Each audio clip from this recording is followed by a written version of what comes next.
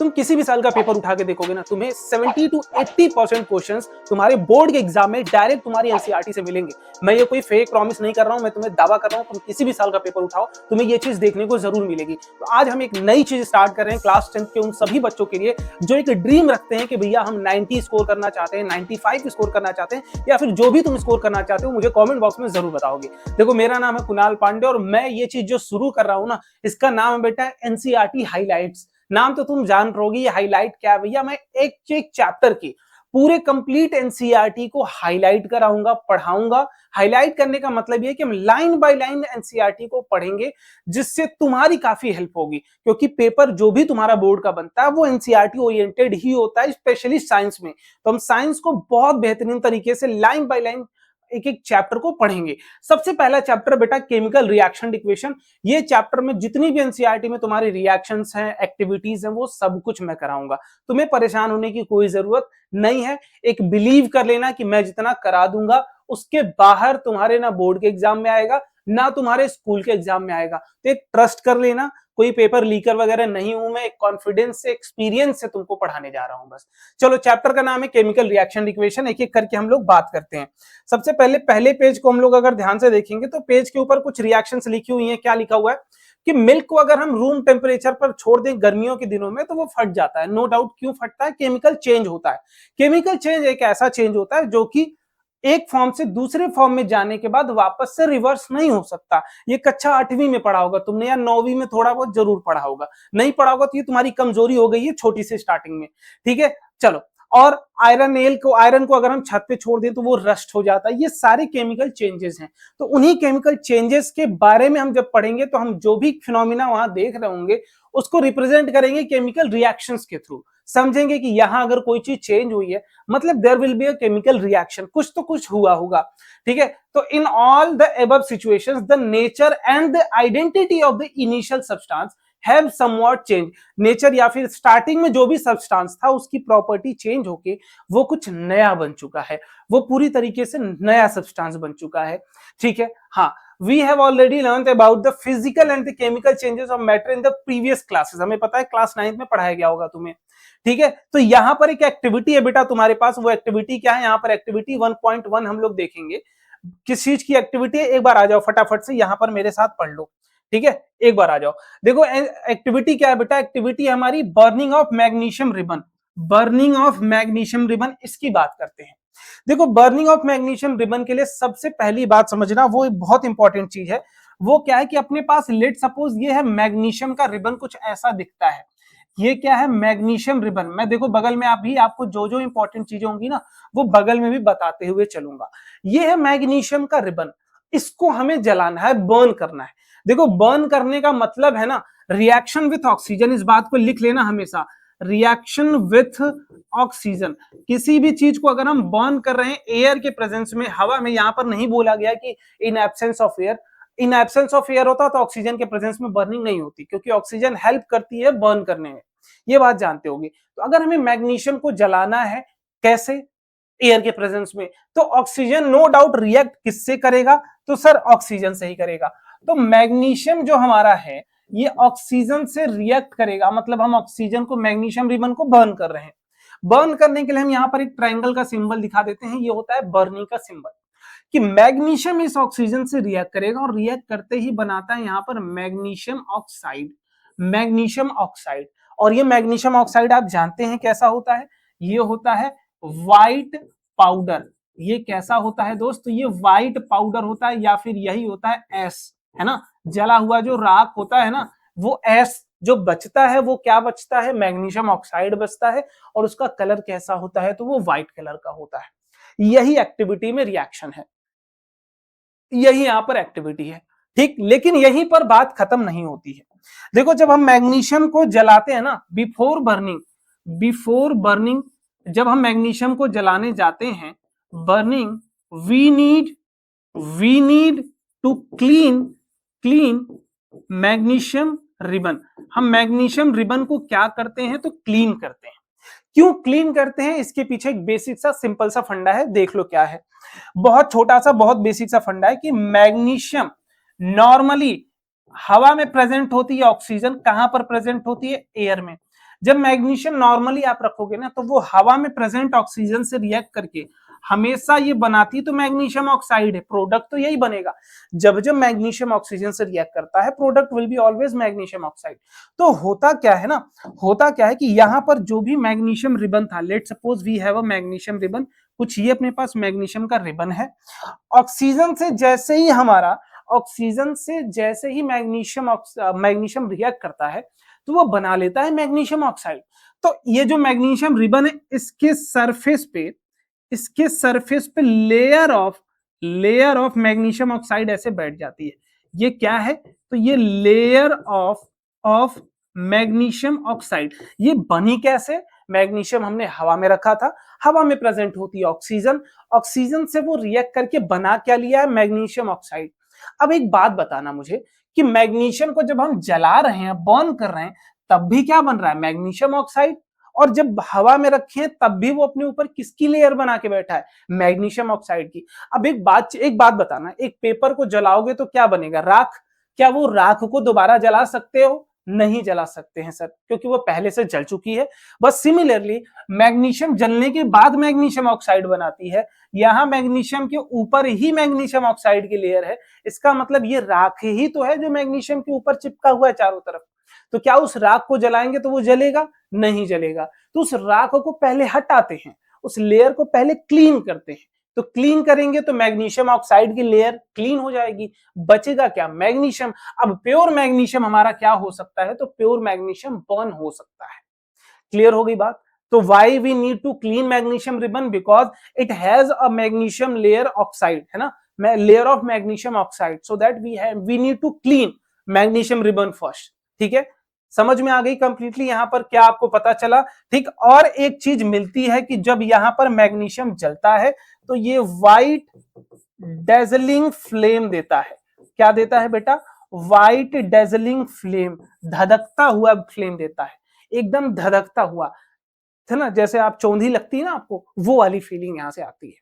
ठीक है, पहली लाइन, पहली एक्टिविटी, फर्स्ट पेज आपकी क्लियर हो चुकी है। नेक्स्ट पेज की तरफ हम लोग बढ़ते हैं, पेज नंबर 2 पर आते हैं। पेज नंबर 2 पर अगर आप देखोगे तो यहां पर कुछ कुछ चीजें दी गई हैं, हम लोग एक एक करके पढ़ेंगे, बढ़िया तरीके से पढ़ेंगे, कोई समस्या वाली बात नहीं है। आइए एक एक करके सारी लाइन पढ़ते हैं, फटाफट से आते हैं। You must have observe that magnesium Burns with a dazzling white flame, मैंने यही बात आपको बोली, yes, and changes into white powder, ये भी मैंने आपको बात बताया, यस, दोनों बातें हो गई। This powder is magnesium oxide, ये भी मैंने बताई बात, यस, ठीक। It is form due to the reaction between the magnesium and the oxygen present in air, ठीक है। एक और एक्टिविटी है बेटा, एक्टिविटी नंबर 1.2, ये क्या कहती है, take a lead nitrate in a solution, ठीक है, solution in a test tube, ठीक, उसमें क्या डालना है, पोटेशियम आयोडाइड डालना है, क्या होगा। चलिए इसको मैं यहां पे आपको करा देता हूं। मेरे पास क्या है बेटा, सबसे पहले देखो लेड का नाइट्रेट है, लेड का नाइट्रेट का फॉर्मूला क्या होता है, PbNO3, PbNO3 का होल ट्वाइस। ये हमने एक्वस सॉल्यूशन लिया है ना, वहां पर हमको बोला गया है take solution in a test tube, solution लेना है। हमने इसको मिलाया किसमें बेटा, पोटेशियम आयोडाइड, पोटेशियम आयोडाइड होता है Ki, ठीक, ये भी हमको लेना है एक्वस सॉल्यूशन में। इन दोनों को हम जैसे ही मिक्स करते हैं, इन दोनों को हम जैसे ही मिक्स करेंगे तो अपने पास बनता है लेड आयोडाइड। ये कैसे बनेगा हम अभी आज पढ़ेंगे, ठीक, आज हम पढ़ेंगे। और ये सॉलिड फॉर्म में बनता है, प्लस अपने पास पोटेशियम नाइट्रेट बन जाता है KNO3, ये एक्वस फॉर्म में बनता है। भैया ये एक्वस फॉर्म क्या है, मैं बता देता हूं। एक्वस का मतलब होता है डिजॉल्व्ड इन वाटर। बेटा एक्वस का मतलब ये होता है डिजॉल्व्ड इन वाटर, कि वो वाटर में डिजॉल्व्ड है। समझ में आ गया लाला, चलो बढ़िया है। अब यहां पर अगर आप देखोगे तो ये भी कलरलेस था, ये भी कलरलेस था, बट ये भाई साहब जो बनते हैं ये येलो कलर का बनाते हैं, ये येलो कलर के बन जाते हैं। कैसे बनते हैं दोस्त, येलो कलर का। ये रिएक्शन मैं यहां बोल दे रहा हूं, इंपॉर्टेंट है, अभी कॉपी में छाप लो, ठीक है। कैसे क्या है बैलेंसिंग में आगे करा दूंगा, अभी आएगा डबल डिस्प्लेसमेंट रिएक्शन, उसमें भी ये कराऊंगा, प्रेसिपिटेशन आएगा वहां पे भी कराऊंगा, बट एक बार फिर से अभी नोट कर लो इसको, फिलहाल के लिए तो नोट कर लो, ठीक है। तो यहां पर हुआ क्या कि ये भी कलरलेस था, ये भी कलरलेस था, दोनों के सॉल्यूशन कलरलेस थे। लेकिन इन दोनों को मिलने के बाद एक रिएक्शन हुई, केमिकल चेंज हुआ। क्या हुआ यहां पर, तो मैं बोलूंगा केमिकल चेंज हुआ, केमिकल का चेंज हुआ। अब केमिकल का चेंज होने की वजह से, केमिकल का चेंज होने की वजह से एक नया कलर का कंपाउंड प्रोड्यूस हो गया। इसका कहने का मतलब यह है कि जब जब केमिकल रिएक्शन होती है, जब जब केमिकल रिएक्शन होती है, तो देयर इज चांसेस कि कलर में भी चेंज आए, है ना। मतलब केमिकल चेंज होने का एक दिखावा हम कर सकते हैं, एक तरीका हो सकता है कि कहीं अगर कलर चेंज हो रहा हो, दो सब्सटेंस को हम मिला दें और वो दोनों मिलते ही अपना कलर बदल लें, तो नो डाउट हो सकता है कि वो दोनों मिले होंगे तो आपस में कुछ केमिकल का चेंज किए होंगे, जिसकी वजह से हमारा कलर चेंज हुआ। ठीक, तो यहां पर अब एनसीईआरटी में कुछ और चीजें दी गई हैं। एक और आपके पास यहाँ एक्टिविटी है 1.3। ये एक्टिविटी नंबर 1.3 क्या कहती है, दादा दादा देख लो बेटा दादा कह रहा हूं, जिंक को डालना है HCl में। अपने पास जिंक है बेटा, जिंक को डालना है HCl में। हम एसिड बेस वाले चैप्टर में पढ़ेंगे कि जैसे ही मेटल किसी एसिड में जाता है तो वो बनाता है सॉल्ट ZnCl2, प्लस यहां से रिलीज होती है हाइड्रोजन गैस, भर भर के हाइड्रोजन गैस रिलीज होती है। रिलीज करने के लिए मैंने ऊपर साइड की तरफ एरो दिखाया। तो अब हो क्या रहा है कि ये तो था सॉलिड फॉर्म में, ये तो था एक्वस फॉर्म में, ये भी बनेगा एक्वस फॉर्म में। ठीक, कहने का क्या मतलब है कि अगर हमने दो चीजों को मिलाया और मिलाने की वजह से एक गैस वहां से रिलीज हो जाए, एक गैस प्रोड्यूस हो जाए, एक गैस अगर प्रोड्यूस होने लगे, तो हम ये बोल सकते हैं कि सर यहां पे केमिकल चेंज हुआ है।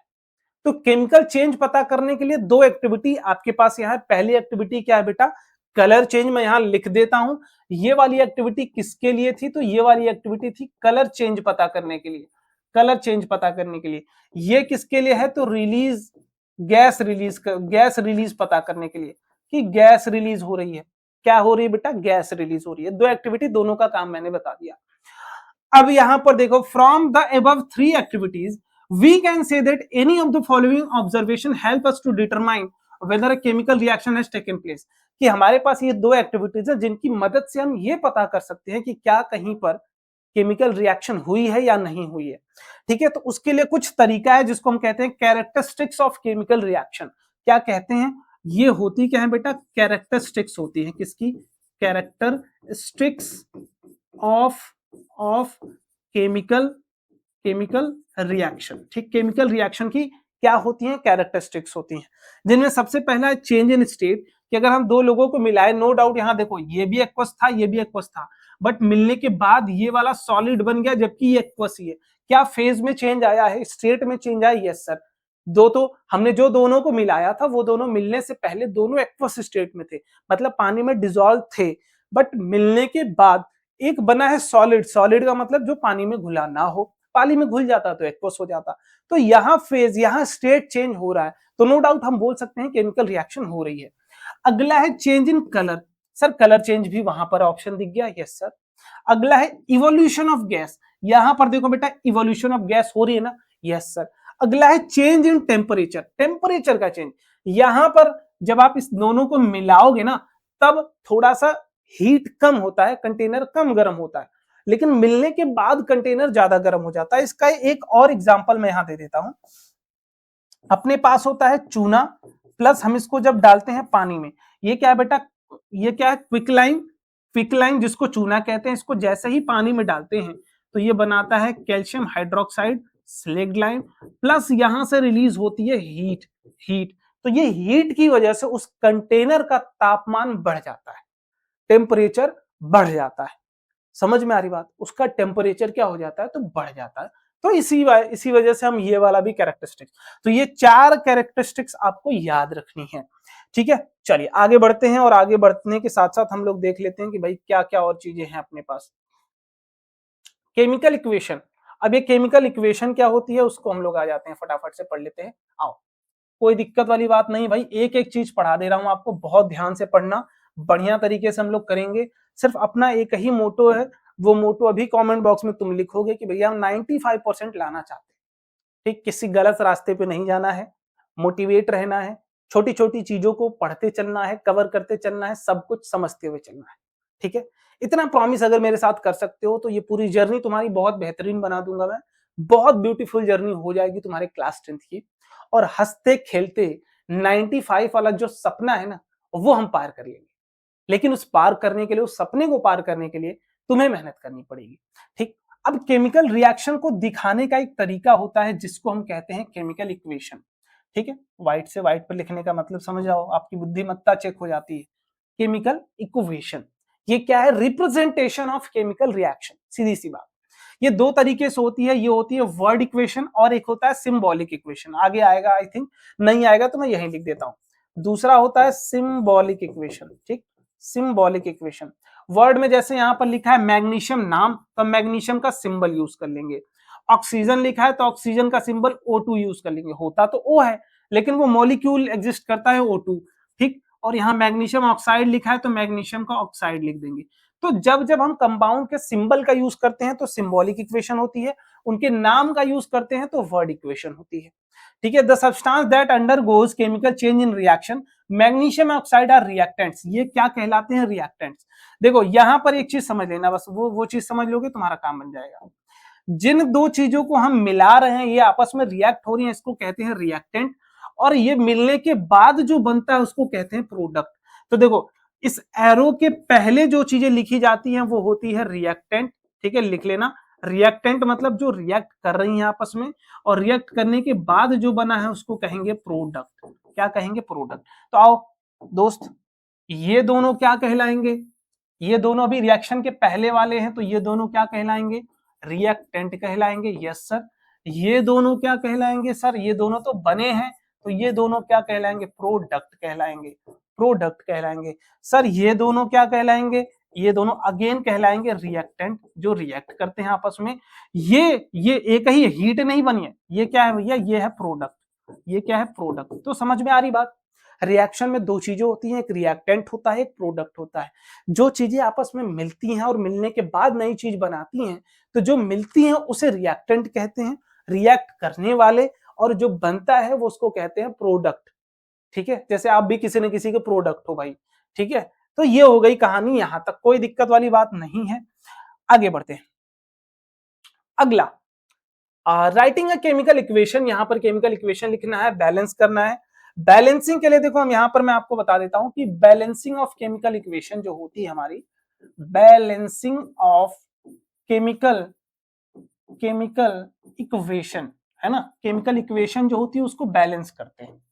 और बैलेंस क्यों करते हैं, ये सबसे बड़ा सवाल है कि व्हाई, हम क्यों बैलेंस करते हैं। सबसे पहले तुम्हें ये बात समझ में आनी चाहिए कि ठीक है सर हम बैलेंसिंग पढ़ते तो हैं, बट क्यों, ऐसा क्या है, क्यों बैलेंस करें? नहीं करेंगे, हमारी मर्जी। तो बेटा करना पड़ेगा, आपकी मर्जी नहीं चलेगी ना, आपकी मर्जी नहीं चलेगी। आपकी मर्जी तो आपके घर में नहीं चलती, आप कह रहे हो कि पूरे हम दुनिया में राज चलाएंगे, घर में तो तुम्हारी चलती नहीं। एक गिलास पानी तुम्हें खुद से लेके पीना पड़ता है ना, और दूसरों को देना तो ऊपर से पड़ता है। तो ओवरऑल घर में तो तुम्हारी चलती नहीं है, और तुम सोच रहे हो कि बाहर दुनिया की बात नहीं मानोगे। मानना पड़ेगा, सबको मानना पड़ता है, तुमको भी मानना पड़ेगा। ठीक है, कक्षा 8वीं तक जो अकड़ होती है, एटीट्यूड होता है, बाल ऐसे झाड़ के चलते हैं, वो 9वीं 10वीं से उतरने लगती है, क्योंकि बच्चे के ऊपर आती है जिम्मेदारी। पहले तो बोर्ड की, बोर्ड के बाद जैसे ही खत्म होगा करियर की, करियर के बाद फैमिली की, एक एक जिम्मेदारी आती जाती है और वो सारी अकड़ खत्म हो जाती है। तो अब तुम्हारा प्रीमियम जो टाइम था ना, वो एक मूवी का डायलॉग है ना सलमान खान का आई थिंक, कि अभी तक जो चल रहा था वो तो तुम्हारा सबसे अच्छा टाइम था। तो कहता है इससे भी बुरा, बिल्कुल होगा भाई, वही स्थिति है तुम्हारे साथ।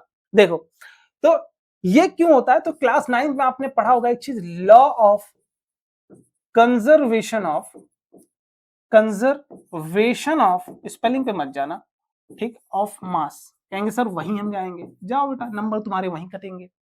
लॉ ऑफ कंजर्वेशन ऑफ मास, चलो वहीं जाओगे तो मुझे स्पेलिंग आती है, ऐसा नहीं गधा हूं मैं। ठीक है, कंजर्वेशन ऑफ, ठीक, mass, law of conservation of mass. इसी को, इनको वाई तो हम कहेंगे यहां पर टू वैलिडेट। भैया हमें वैलिडेट करना पड़ता है, किसको? लॉ ऑफ कंजर्वेशन ऑफ मास को। अब ये कोई गधा अगर कहेगा भैया what is law of conservation of, खुश के मारूंगा स्क्रीन में तुमको। 9th में तुम लापरवाही किए थे। देखो ये क्या कहता है कि, देखो मैं इसको शॉर्ट फॉर्म में तुम्हें बता देता हूं, बहुत शॉर्ट फॉर्म में, कि ये कहता है कि मास ऑफ रिएक्टेंट जो होगा, मास ऑफ रिएक्टेंट्स जो होगा, रिएक्टेंट्स, मास ऑफ रिएक्टेंट्स, ये ऑलवेज इक्वल होगा मास ऑफ प्रोडक्ट्स के, ठीक, प्रोडक्ट्स के। तो यहीं पर इसी को सिंप्लीफाई करके मैं लिख देता हूं, क्या लिखूंगा सिंप्लीफाई करके, कि number of atoms in reactant, atoms in reactant जो भी होंगे, रिएक्टेंट जो भी होंगे वो ऑलवेज इक्वल होनी चाहिए number of atoms, number of atoms in product, कि प्रोडक्ट में भी उतने ही एटम्स होने चाहिए, ठीक, प्रोडक्ट, यही बात को वैलिडेट करना है। देखो कहेंगे ये भैया क्यों आपने, भैया मास किसकी वजह से आएगा, एटम की वजह से, तो जितने एटम रिएक्टेंट में है उतने ही तुम प्रोडक्ट में कर लो, मास तो ऑटोमेटिक बराबर हो जाएगा। यस, ये बात समझ में आई। जैसे मैं बोलता हूं रिएक्टेंट में अगर हाइड्रोजन का 2 एटम है, तो सर प्रोडक्ट में भी हाइड्रोजन के कितने एटम होने चाहिए, 2, तो जितना इसका मास होगा क्या उतना ही इसका मास हो जाएगा। यस सर, ये तो बड़ी लाजवाब चीज आपने बताई। यस बेटा, मैं लाजवाब ही हूं, बताता भी लाजवाब हूं, ठीक, समझ में आ रही बात, समझ में आ रही बात। हाँ, बस यही चीज, इसी को वैलिडेट करना है। तो यहाँ पे एनसीईआरटी में कुछ घिसा पिटा सा तरीका दिया गया है आपको, कि पहले आप ऐसे चार्ट बनाएंगे, बट इसकी जरूरत नहीं है।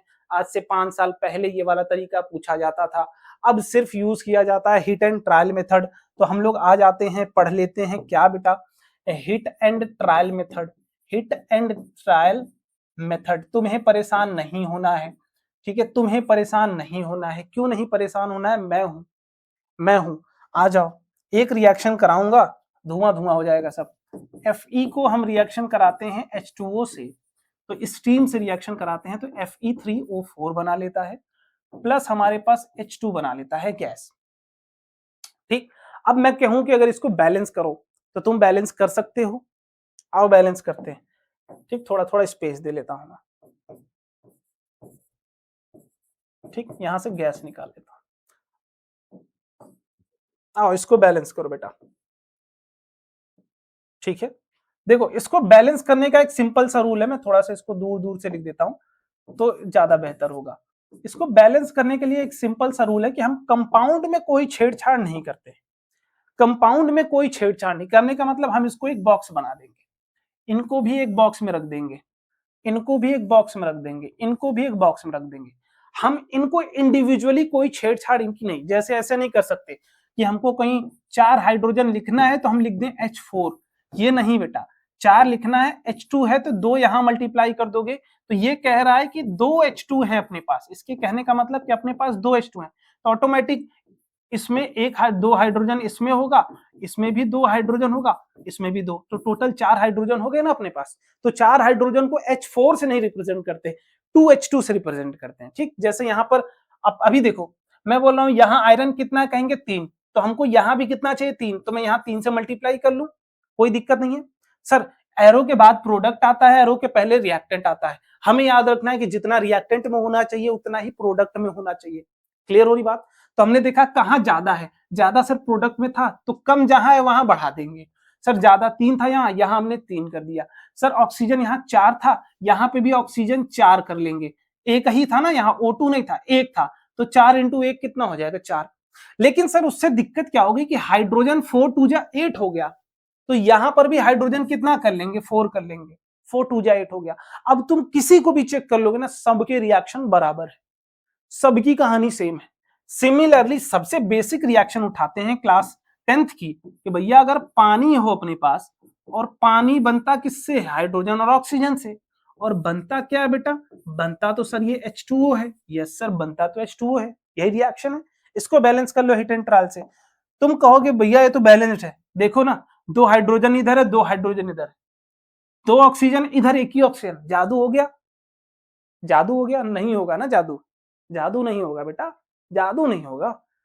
तो हम बैलेंस करेंगे, यस सर 2 ऑक्सीजन है तो इधर भी 2 ऑक्सीजन कर देंगे, यस। अब इधर हो गया 4 हाइड्रोजन, तो यहां पर भी 4 हाइड्रोजन कर देंगे। तुम कहोगे सर 4 हाइड्रोजन कैसे, देखो ये 2H2 है ना, तो ये 2 और इसके 2 में जाके मल्टीप्लाई होगा, तब पता चलेगा टोटल कितना हाइड्रोजन, तो ये 4 हाइड्रोजन है। सर यहां पर Fe लिखा था, इसके आगे आपने 3 लिख दिया, Fe के आगे कुछ नहीं लिखा, मतलब ये 1 है, तो 3 इंटू 1 कितना होगा, 3 होगा सर। ठीक है, समझ में आ रही बात, समझ में आ रही है ना। हाँ चलिए अगले पेज पे चलते हैं। बैलेंसिंग हमारी हो चुकी है। बैलेंसिंग आई थिंक वही रिएक्शन है जो मैंने कराया है, सेम टू सेम आप देख सकते हो। इसमें मैं फालतू काम टाइम वेस्ट नहीं करूंगा। यहाँ पर बैलेंस हो गया, ये कोई मतलब नहीं है इस बात का, कोई मतलब नहीं है इस बात का। ठीक है, चलो अब थोड़ा सा यहाँ पर एक बेसिक चीज आ जाती है, वो है बेसिक चीज क्या बेटा, रिप्रेजेंटेशन ऑफ इक्वेशंस, कंडीशन, है ना। कंडीशन को रिप्रेजेंट करने का तरीका ये थोड़ा सा आ जाएगा, इसको हम फटाफट से कवर अप कर लेते हैं। अब देखो क्या है तरीका भैया, वो तरीका हमें देखना पड़ेगा। Note that symbol G is used with H2O to indicate that it is in reaction water is used form of steam। जैसे अगर कहीं पर ये लिखा है, जैसे मैंने अभी जो रिएक्शन लिखा था बेटा, उसमें लिखा था Fe प्लस H2O, और ये रिएक्ट करके क्या बना रहा था सर, Fe3O4 बना रहा था प्लस H2 बना रहा था, ये बना रहा था, यही मैंने लिखा था। अब तुम इसको देख के जज ही नहीं कर पाओगे, तुम सोचोगे आयरन को पानी में डाला गया है तो ये बना है प्लस हाइड्रोजन बना है। तुम्हें ये कहीं से गेस ही नहीं हो पा रहा कि कौन क्या बना है, कौन कैसा है, कुछ नहीं।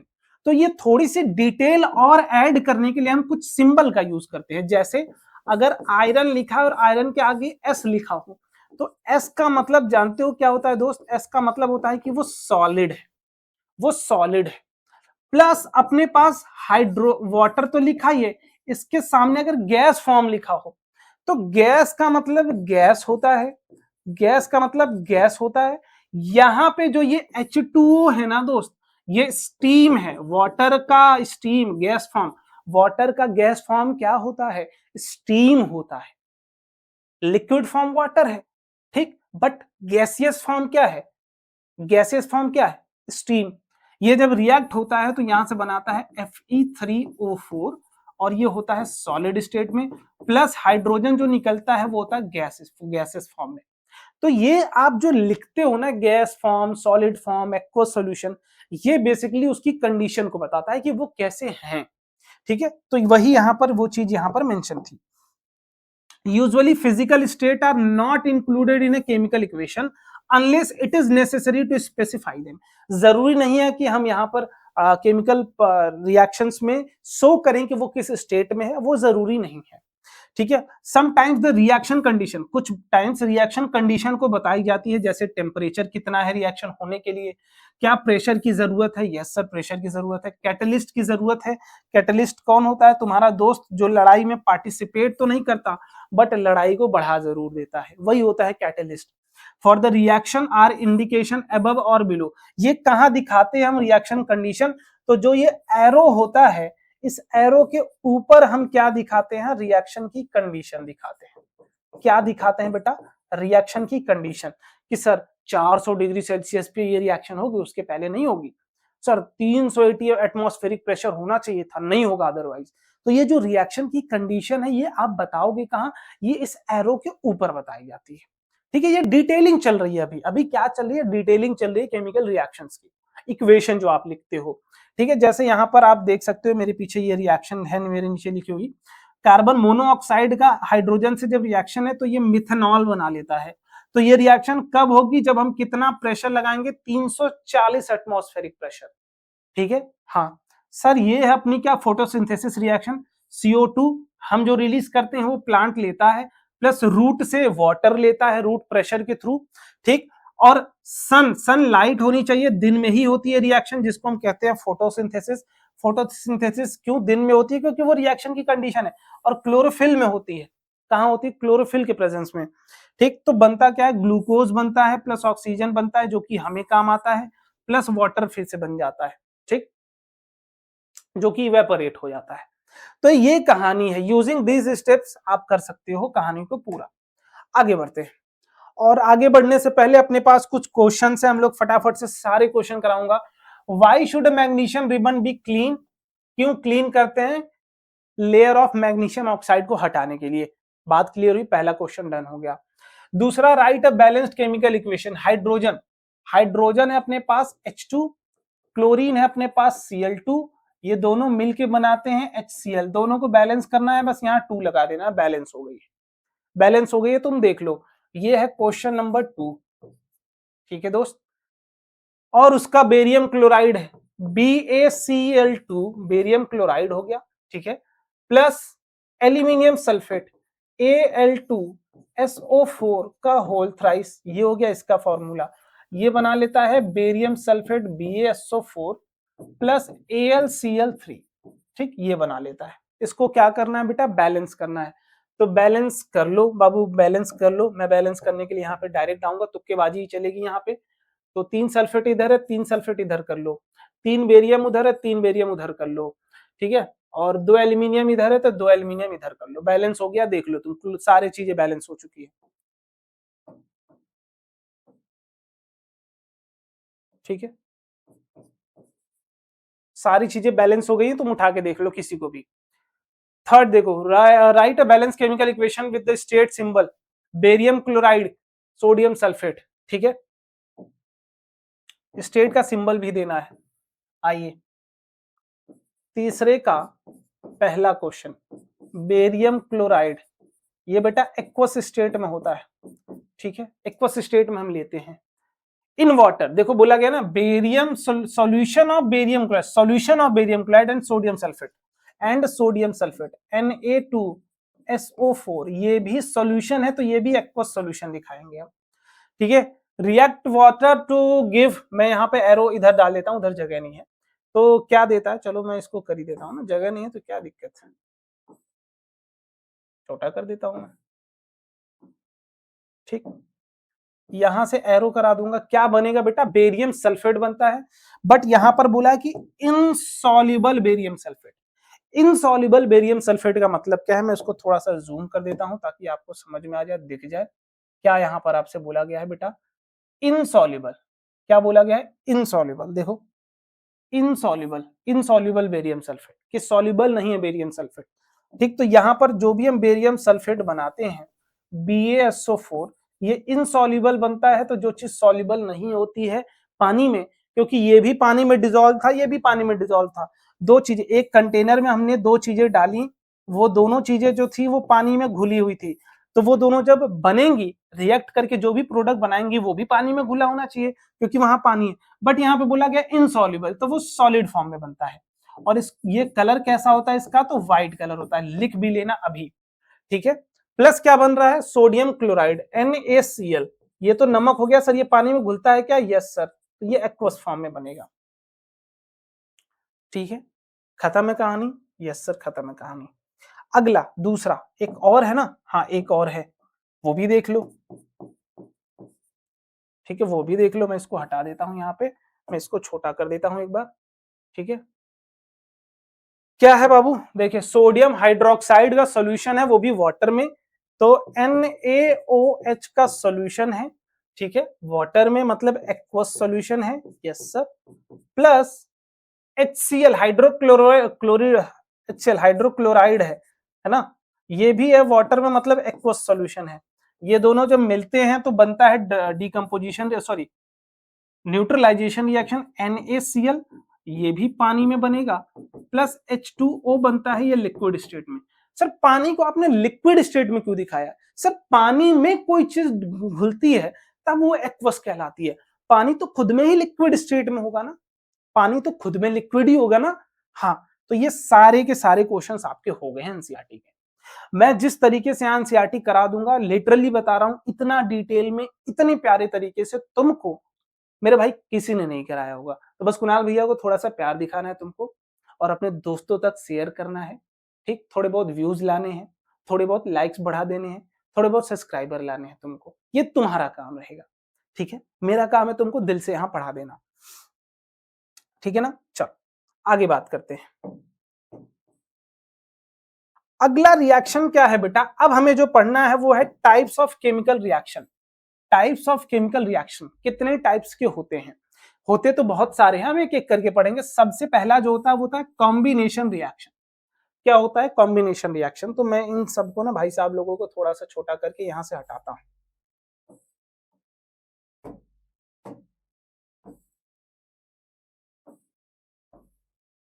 ठीक है, इन लोगों को मैं हटाता हूं। चलो ये लोग हटे, आओ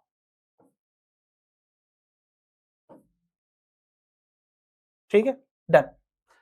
तो कॉम्बिनेशन रिएक्शन क्या कहता है कि भैया कोई भी चीज हो, ए प्लस बी, दो लोग मिले, ए कोई भी एक कंपाउंड हो, एलिमेंट हो, कुछ भी फर्क नहीं पड़ता, बस दो लोग मिलने चाहिए और दो लोग मिलके, अगर ये वाला मेन कोर यही है कि सर सिंगल प्रोडक्ट बनना चाहिए।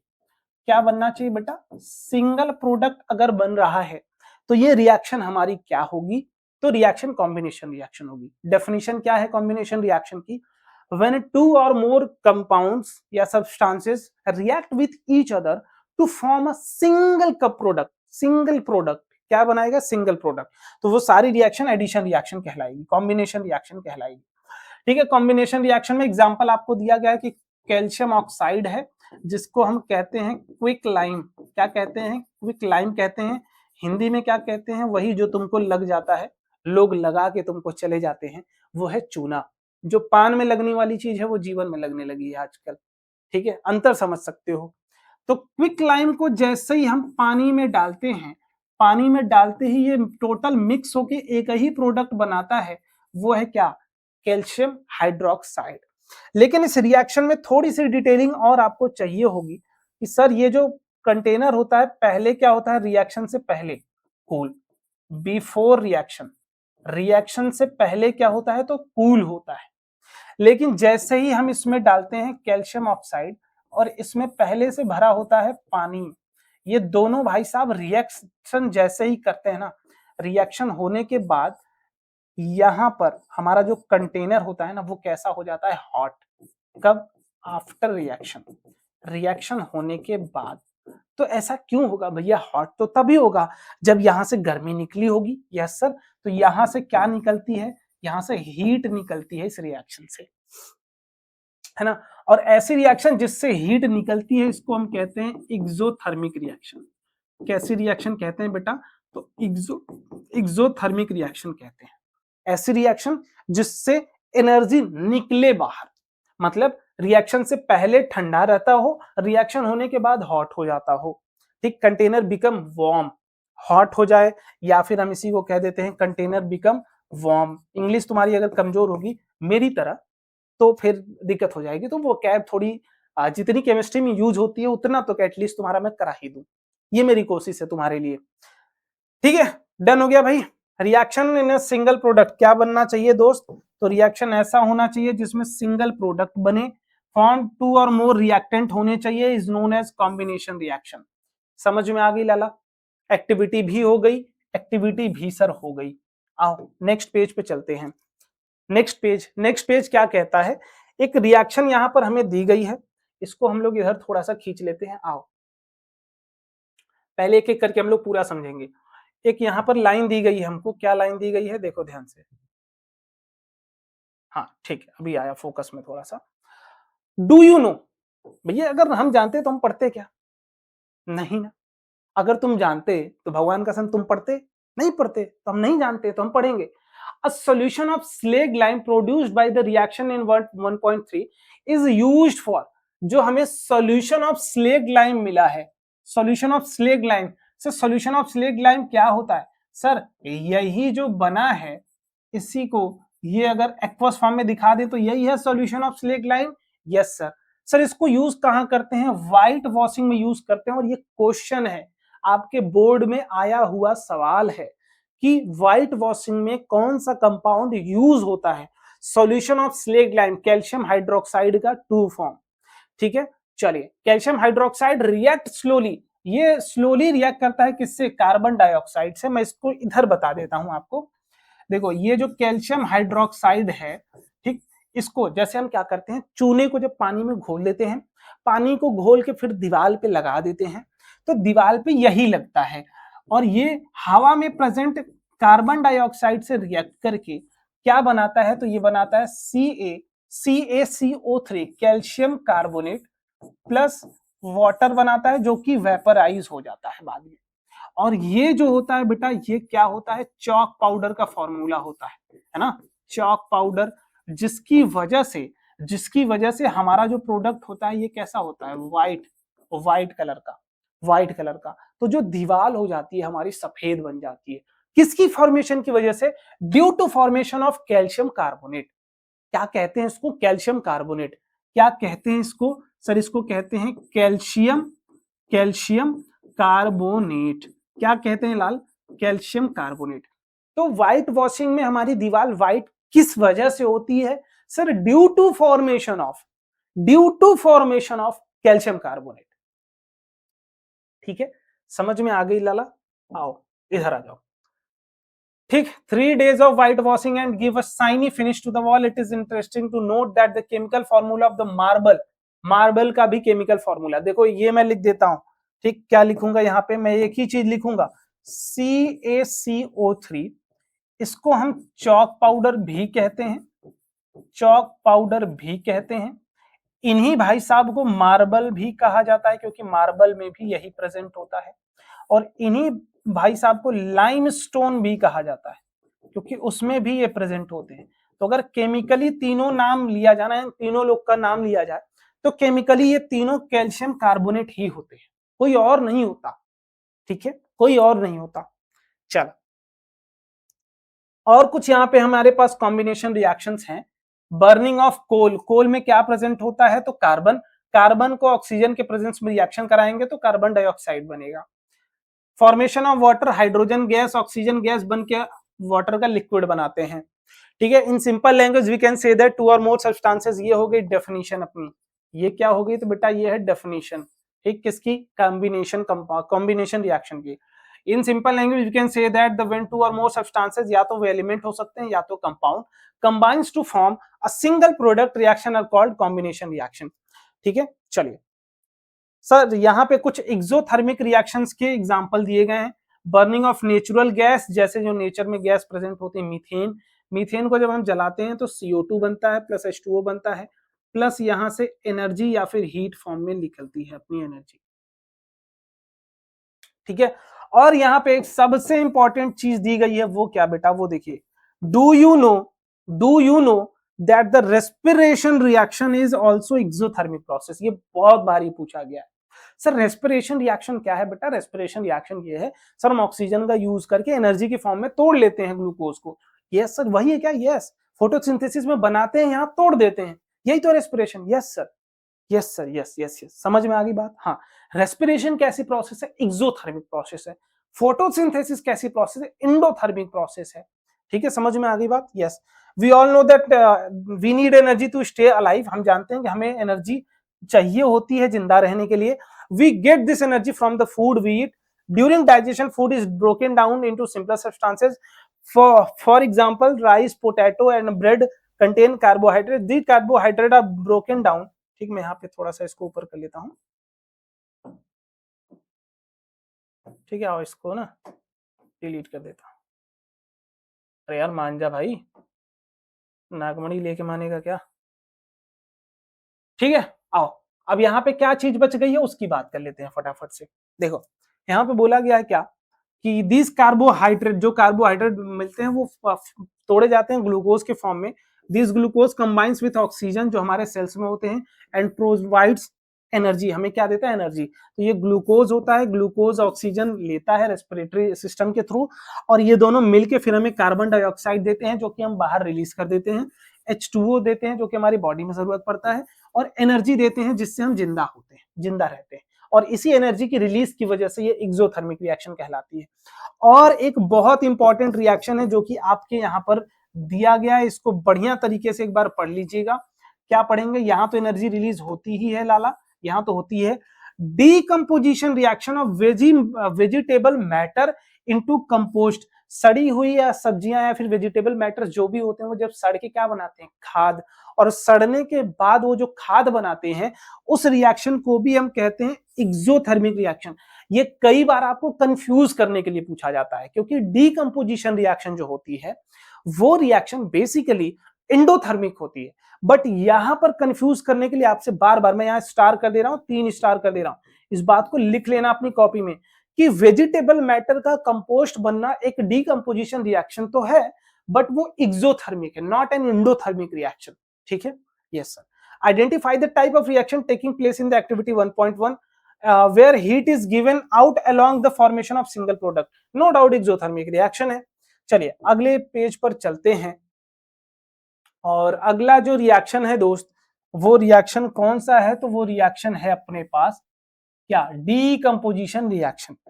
डीकंपोजिशन रिएक्शन को पहचानने का तरीका यह है कि अपने पास सिंगल सब्सटेंस हो या फिर रिएक्टेंट हो, ठीक, सब्सटेंस हो, सिंगल सब्सटेंस हो, ठीक, सिंगल सब्सटेंस हो, ये टूटे मोर देन वन प्रोडक्ट में, ठीक, more than one products, more than one products, कि ये टूट के एक से ज्यादा अगर प्रोडक्ट बना रही है, कौन भैया? सिंगल सब्सटेंस टूट रहा हो एक से ज्यादा सब्सटेंसेस में, तो ये वाली कहानी को ही डीकंपोजिशन रिएक्शन कहते हैं। और टूटने के लिए कुछ हमें कंडीशन देनी पड़ती है, ये बात को दिमाग में एकदम डाल लेना। 3 तरीके की कंडीशन पढ़नी होती है। पहला, या तो हम हीट दे के तोड़ते हैं, या तो दूसरा भैया कि हम लाइट एनर्जी दे के तोड़ते हैं। कौन सी एनर्जी देते हैं? Light energy. या फिर तीसरा भैया इलेक्ट्रिसिटी पास करनी पड़ती है हमको, इतना जुल्म करना पड़ता है, इस लेवल पे जुल्म करना पड़ता है। ठीक है, मैं थोड़ा सा पानी पी लेता हूं, आप लोग थोड़ा देर रिवाइज कर लो, पानी है भी नहीं, है ना।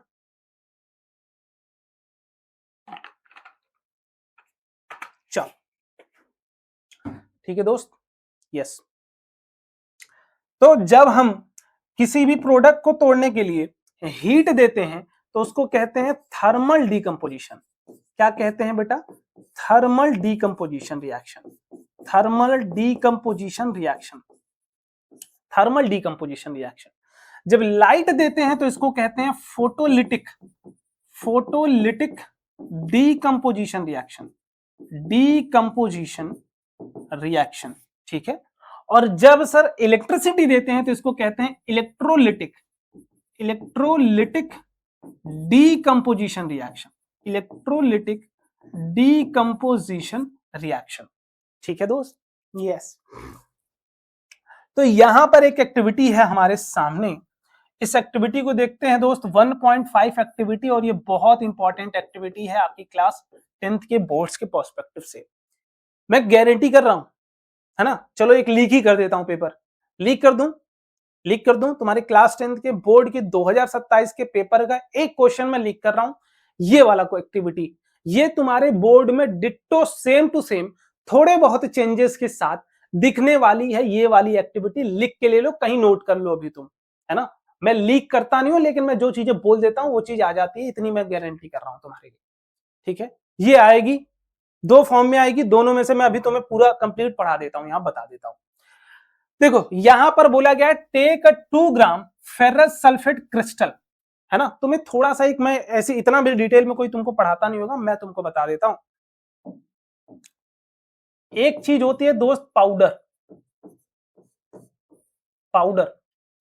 जब पाउडर में ना थोड़ा बहुत वाटर डाल देते हो ना, थोड़ा सा, तो ये पाउडर सॉलिड फॉर्म में आ जाता है, सॉलिड फॉर्म में आ जाता है। और इसी सॉलिड फॉर्म को हम कहते हैं क्रिस्टल। क्या कहते हैं? क्रिस्टल कहते हैं। सर ये तो नहीं समझ में आया मुझे। तुम घर पे देखना, कहीं आसपास बहुत सारी धूल हो, मिट्टी हो, ऐसे पानी छिड़क देना, ठीक। तो होता क्या ना कि ये वाटर का ड्रॉपलेट है, तो ये ड्रॉपलेट अपने चारों तरफ से वाटर उनके पार्टिकल्स को खींचता है, उनके पार्टिकल्स को खींच लेता है और खींच के बना लेता है छोटा सा क्रिस्टल, है ना। ऐसे ऐसे छोटे छोटे क्रिस्टल टाइप पे बना लेता है क्रिस्टल। अब शेप कुछ भी हो सकता है ना। तो ये बन जाते हैं क्रिस्टल, ठीक है। अब वापस से भैया इस क्रिस्टल से अगर हमको पाउडर चाहिए तो हम क्या कर देंगे? हीट कर देंगे। Yes sir. तो सिमिलरली अपने पास होता है एक चीज FeSO4। अगर इसके साथ में डॉट लगा के यहां 7H2O लगा दूं, तो ये जो अलग से वाटर मैंने लिखा है ना कि 7 क्रिस्टल चाहिए पानी का, तो ये जो 7 क्रिस्टल अलग से मैंने लिखा है इस फॉर्मूला में, वो बता रहा है कि आयरन सल्फेट को क्रिस्टल बनाने के लिए, crystallisation of water of crystallisation कहते हैं बेसिकली, है ना। क्या कहते हैं उसको? तो उसको कहते हैं वाटर ऑफ क्रिस्टलाइजेशन। वो जो वहां लिखा है ना, वो है वाटर ऑफ क्रिस्टलाइजेशन। कि किसी भी आयरन सल्फेट, जैसे मैं लिखूं कि FeSO4, ये पाउडर्ड फॉर्म में था। ये किस फॉर्म में था? पाउडर्ड फॉर्म में, सॉलिड फॉर्म में, ठीक, पाउडर था। इसको अगर हमें क्रिस्टल बनाना हो, किस फॉर्म में लेके जाना हो सर? क्रिस्टल फॉर्म में, क्रिस्टल फॉर्मेट में, क्रिस्टल के फॉर्म में कन्वर्ट करना हो, तो हम क्या करेंगे? हमें क्या करना पड़ेगा? इसमें ना सर 7H2O मिलाना पड़ेगा। मतलब इतना, एक मॉलिक्यूल को 7 मॉलिक्यूल का पानी देना पड़ेगा, तब जाके वो क्रिस्टल फॉर्म में आएगा, क्रिस्टलाइन फॉर्म में आएगा। और इसको अगर उड़ा देना है तो भैया थोड़ा सा हीट कर दो, आप गर्म कर दो। क्या कर रहे हैं यहाँ पर? हीट करेंगे, पानी इवेपोरेट हो जाएगा, तो ये अगेन बन जाएगा FeSO4 प्लस यहां से ये 7 जो पानी था ये इवेपोरेट हो जाएगा। ठीक है, समझ में आई बात? तो ये वाटर ऑफ क्रिस्टलाइजेशन क्या है सर? पाउडर को क्रिस्टल फॉर्म में बनाने के लिए, क्रिस्टल बनाने के लिए, छोटे छोटे सॉलिड के टुकड़े बनाने के लिए थोड़े बहुत पानी की जरूरत होती है। जितना वो पानी एब्जॉर्ब करता है वो वैसा क्रिस्टल बनाता है। हर सॉल्ट अलग अलग अमाउंट का पानी एब्जॉर्ब करता है क्रिस्टल बनाने के लिए। लेकिन सर ये पानी उड़ता कैसे? क्रिस्टल से वापस से हम कैसे पानी उड़ाएंगे सर? गर्म करेंगे, सिंपल तरीका, बाय सिंपल हीटिंग। ठीक है, हाँ ठीक है। तो यहां पे हमें बोला है कि क्रिस्टल लेना आयरन सल्फेट का, और आयरन सल्फेट के क्रिस्टल का जो फॉर्मूला होता है, मैं एक बार इन दोस्तों लोगों को उड़ा देता हूं, ये अपने में ही रोता रहता है। हो जा भाई, हो गया सेव, अलग ही इसकी कहानी है। चलो इधर आ जाओ तुम लोग, हो गया तुम लोग का काम। ठीक है, आइए इधर आइए, आप लोग जल्दी इधर आइए, आ गए। ठीक है दोस्त, तो हमें लेना है क्या? FeSO4.7H2O, ये है क्रिस्टल। ये क्या है? क्रिस्टल लाइन फॉर्म है। ये क्या है दोस्त? तो ये है crystal line form, crystal line form. ठीक है, और इसका नाम क्या होता है? इसका नाम होता है green vitriol. Green vitriol, green vitriol का मतलब क्या बेटा? हरा कलर का सॉल्ट ऑफ सल्फेट। ठीक है, हाँ सर यहां तक तो कोई दिक्कत नहीं है। सर इसको हीट करने के लिए बोला गया, देखो बेटा, FeSO4.7H2O, इसको पहले आपको हीट करना है। ये किस कलर का है? तो ये ग्रीन कलर का है। पहले तो ये नोट करो तुम, ये नोट करो तुम, ये किस कलर का है? तो ग्रीन कलर का। सबसे पहले जब हीट करोगे, सर हम हीट कर रहे हैं, हीट को ट्रायंगल फॉर्म से दिखाते हैं। हीट करेंगे, क्या ये पानी उड़ेगा? सर अभी तो आपने बनाया यस कि पानी एब्जॉर्ब होता है तभी वो क्रिस्टलाइन फॉर्म में आता है, और हीट करेंगे तो वो क्रिस्टलाइन फॉर्म को लूज करके पाउडर फॉर्म में आएगा। तो ये FeSO4 बनाएगा सर सॉलिड फॉर्म में, प्लस यहां से 7H2O उड़ जाएगा। कहेंगे यस सर, ये बात तो आपने एकदम सही लिखी, यस। और ये जो होता है ना, ये व्हाइट कलर का हो जाता है। ये किस कलर का हो जाता है? White, white. ठीक है, क्या अभी तक डीकंपोजिशन हुआ है? नहीं, ये तो सिंगल था, लेकिन ये दो अलग अलग बने हैं, ये तो हुआ ही नहीं है डीकंपोजिशन। ये रिएक्शन हुई क्या है? यहां हुआ क्या है? इस रिएक्शन में सिर्फ और सिर्फ हुआ है, क्या हुआ है? Evaporation of water. क्या हुआ है सर? इवेपोरेशन ऑफ वाटर हुआ है। क्या और कुछ हुआ है यहां? नहीं, इस रिएक्शन में अभी तक तो कुछ नहीं हुआ है, सिर्फ और सिर्फ पानी ही इवेपोरेट हुआ है। सर डिकम्पोजिशन बोला गया, लेकिन हमको तो कौन सी रिएक्शन पढ़नी है सर? हम तो यहाँ डिकम्पोजिशन रिएक्शन पढ़ रहे हैं। हाँ तो डिकम्पोजिशन ही पढ़ा रहा हूं ना, क्यों इतना उतावले हो रहे हो? ठीक, देखो अब होगा डिकम्पोजिशन किसका? सर आयरन सल्फेट का डिकम्पोजिशन होगा, FeSO4, और इसको जब हम तोड़ते हैं तब ये बनाता है क्या? थोड़ा सा ना मैं इसको छोटा कर देता हूँ क्योंकि बहुत सारे प्रोडक्ट बनते हैं। तो यहां बनता है Fe2O3 प्लस अपने पास दो गैसेस निकलती हैं, एक SO2 गैस निकलती है प्लस एक SO3 गैस निकलती है। दो गैसेस यहां से निकलती हैं, और ये वाला जो हमारा होता है ये चीज, ये किस कलर का होता है? तो बेटा ये रस्ट देखे हो आप ना, रेडिश ब्राउन, और ये उस कलर का होता है, रेडिश ब्राउन टाइप में होता है, रेडिश ब्राउन। तो क्या कलर के चेंजेस पता चले? पहले ग्रीन था, ग्रीन से व्हाइट कन्वर्ट होगा, फिर ये व्हाइट वाला जो प्रोडक्ट है ये टूटेगा मल्टीपल लोगों में। ठीक है, ठीक है, ये डिकम्पोजिशन नहीं था, ये इवेपोरेशन था। और ये दोनों जो गैसेस ना, ये पंजेंट स्मेल देती हैं। कैसी स्मेल देती हैं? Pungent smell. क्यों? ड्यू टू प्रेजेंस ऑफ क्या? सल्फर। सल्फर की प्रेजेंस की वजह से ये दोनों गैसेस पंजेंट स्मेल करती है, गंदी सी महकती है, सड़ा सड़ा सा महकता है, ठीक है। तो जब हम अपने पास आयरन सल्फेट को हीट करते हैं, ये टूटता है, हीट करते हैं टूटता है, आयरन का ऑक्साइड बनाता है, प्लस SO2 गैस बनाता है, प्लस SO3 गैस बनाता है। और यहाँ पे देख लेते हैं, सर आयरन सल्फेट के सॉलिड फॉर्म को तोड़ा है, Fe2O3 तोड़ा है, प्लस SO2 तोड़ा है, प्लस SO3 तोड़ा है, ठीक है। In this reaction object single reactant break down simpler product.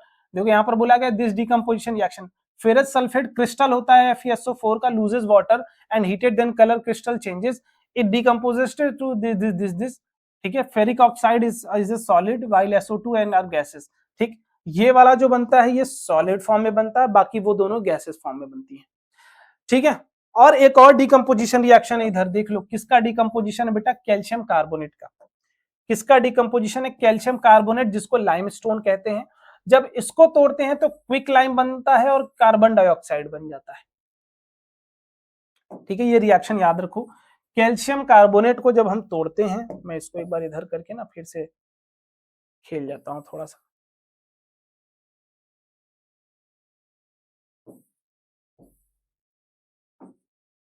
ठीक है, थोड़ा सा तो हो ही सकता है चीटिंग।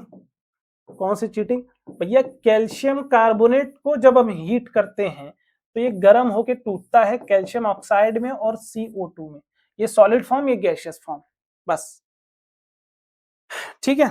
एक और रिएक्शन है अपने पास, वो रिएक्शन क्या है, आओ इधर देखो, एक और रिएक्शन है अपने पास, वो रिएक्शन क्या है देखते हैं।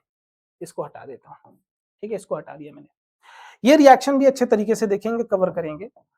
ये एक्टिविटी अपने पास 1.6, मैं इसको भी यहां पर लिख देता हूं, हाईलाइट कर दे रहा हूं। ये वाली एक्टिविटी आपके बोर्ड के 2027 के एग्जाम में आ सकती है। ये दो एक्टिविटीज बहुत इंपॉर्टेंट है, ये डीकंपोजिशन रिएक्शन की ये दो एक्टिविटीज बहुत इंपॉर्टेंट है।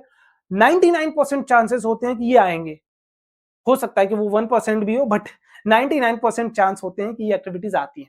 लेड नाइट्रेट का पाउडर है बेटा, लेड नाइट्रेट का पाउडर, लेड नाइट्रेट का फॉर्मूला पहले समझ लो, PbNO3 का होल ट्वाइस। ये मैंने आज ही कराया है, जिसको याद होगा बहुत अच्छी बात है, जिसको नहीं याद होगा उसके लिए और अच्छी बात है।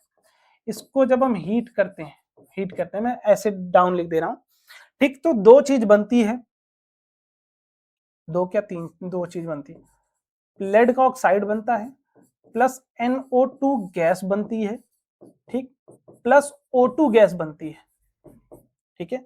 और ये जो नाइट्रोजन डाइऑक्साइड गैस होती है ना, ये ब्राउन कलर की होती है, तो इसको कहते हैं ब्राउन फ्यूम्स, ब्राउन फ्यूम्स, है ना, क्या कहते हैं, ब्राउन फ्यूम्स कहते हैं। तो जब भी लेड का नाइट्रेट हीट करते हैं, है ना, लेड का नाइट्रेट हीट करते हैं, तो तीन तरीके की, ये वाली ऑक्सीजन गैस कौन सी गैस होती है, कलरलेस। ये कैसी गैस होती है, कलरलेस, ऑक्सीजन हमको दिखती नहीं है। सर मेरे नाक में ऑक्सीजन जा रही है, तुम्हें दिखी क्या, नहीं दिखी, तो ऑक्सीजन कलरलेस, ठीक। तो कलरलेस, यहां पर बोला गया है क्या, इस क्वेश्चन में देखो, इस एक्टिविटी में, you will observe a emission of brown fumes, है ना। ये फ्यूम किसके हैं सर, नाइट्रोजन डाइऑक्साइड के हैं, समझ में आई। चलो अगले लाइन पे चलते हैं। अगला क्या है बेटा, वही डिकम्पोजिशन यहां पर दिखा दिया गया है आपको, ठीक है, वही डिकम्पोजिशन आपको यहां पर दिखाया गया है।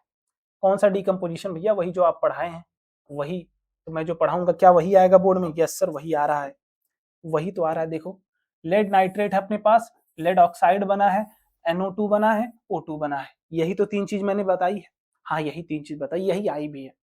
अब एक एक्टिविटी है आपके पास, ये एक्टिविटी किस बेसिस पर है, किसके बारे में है, ये हम लोग थोड़ी देर में पढ़ेंगे, ठीक, थोड़ी देर में हम लोग इसको भी कवर करेंगे।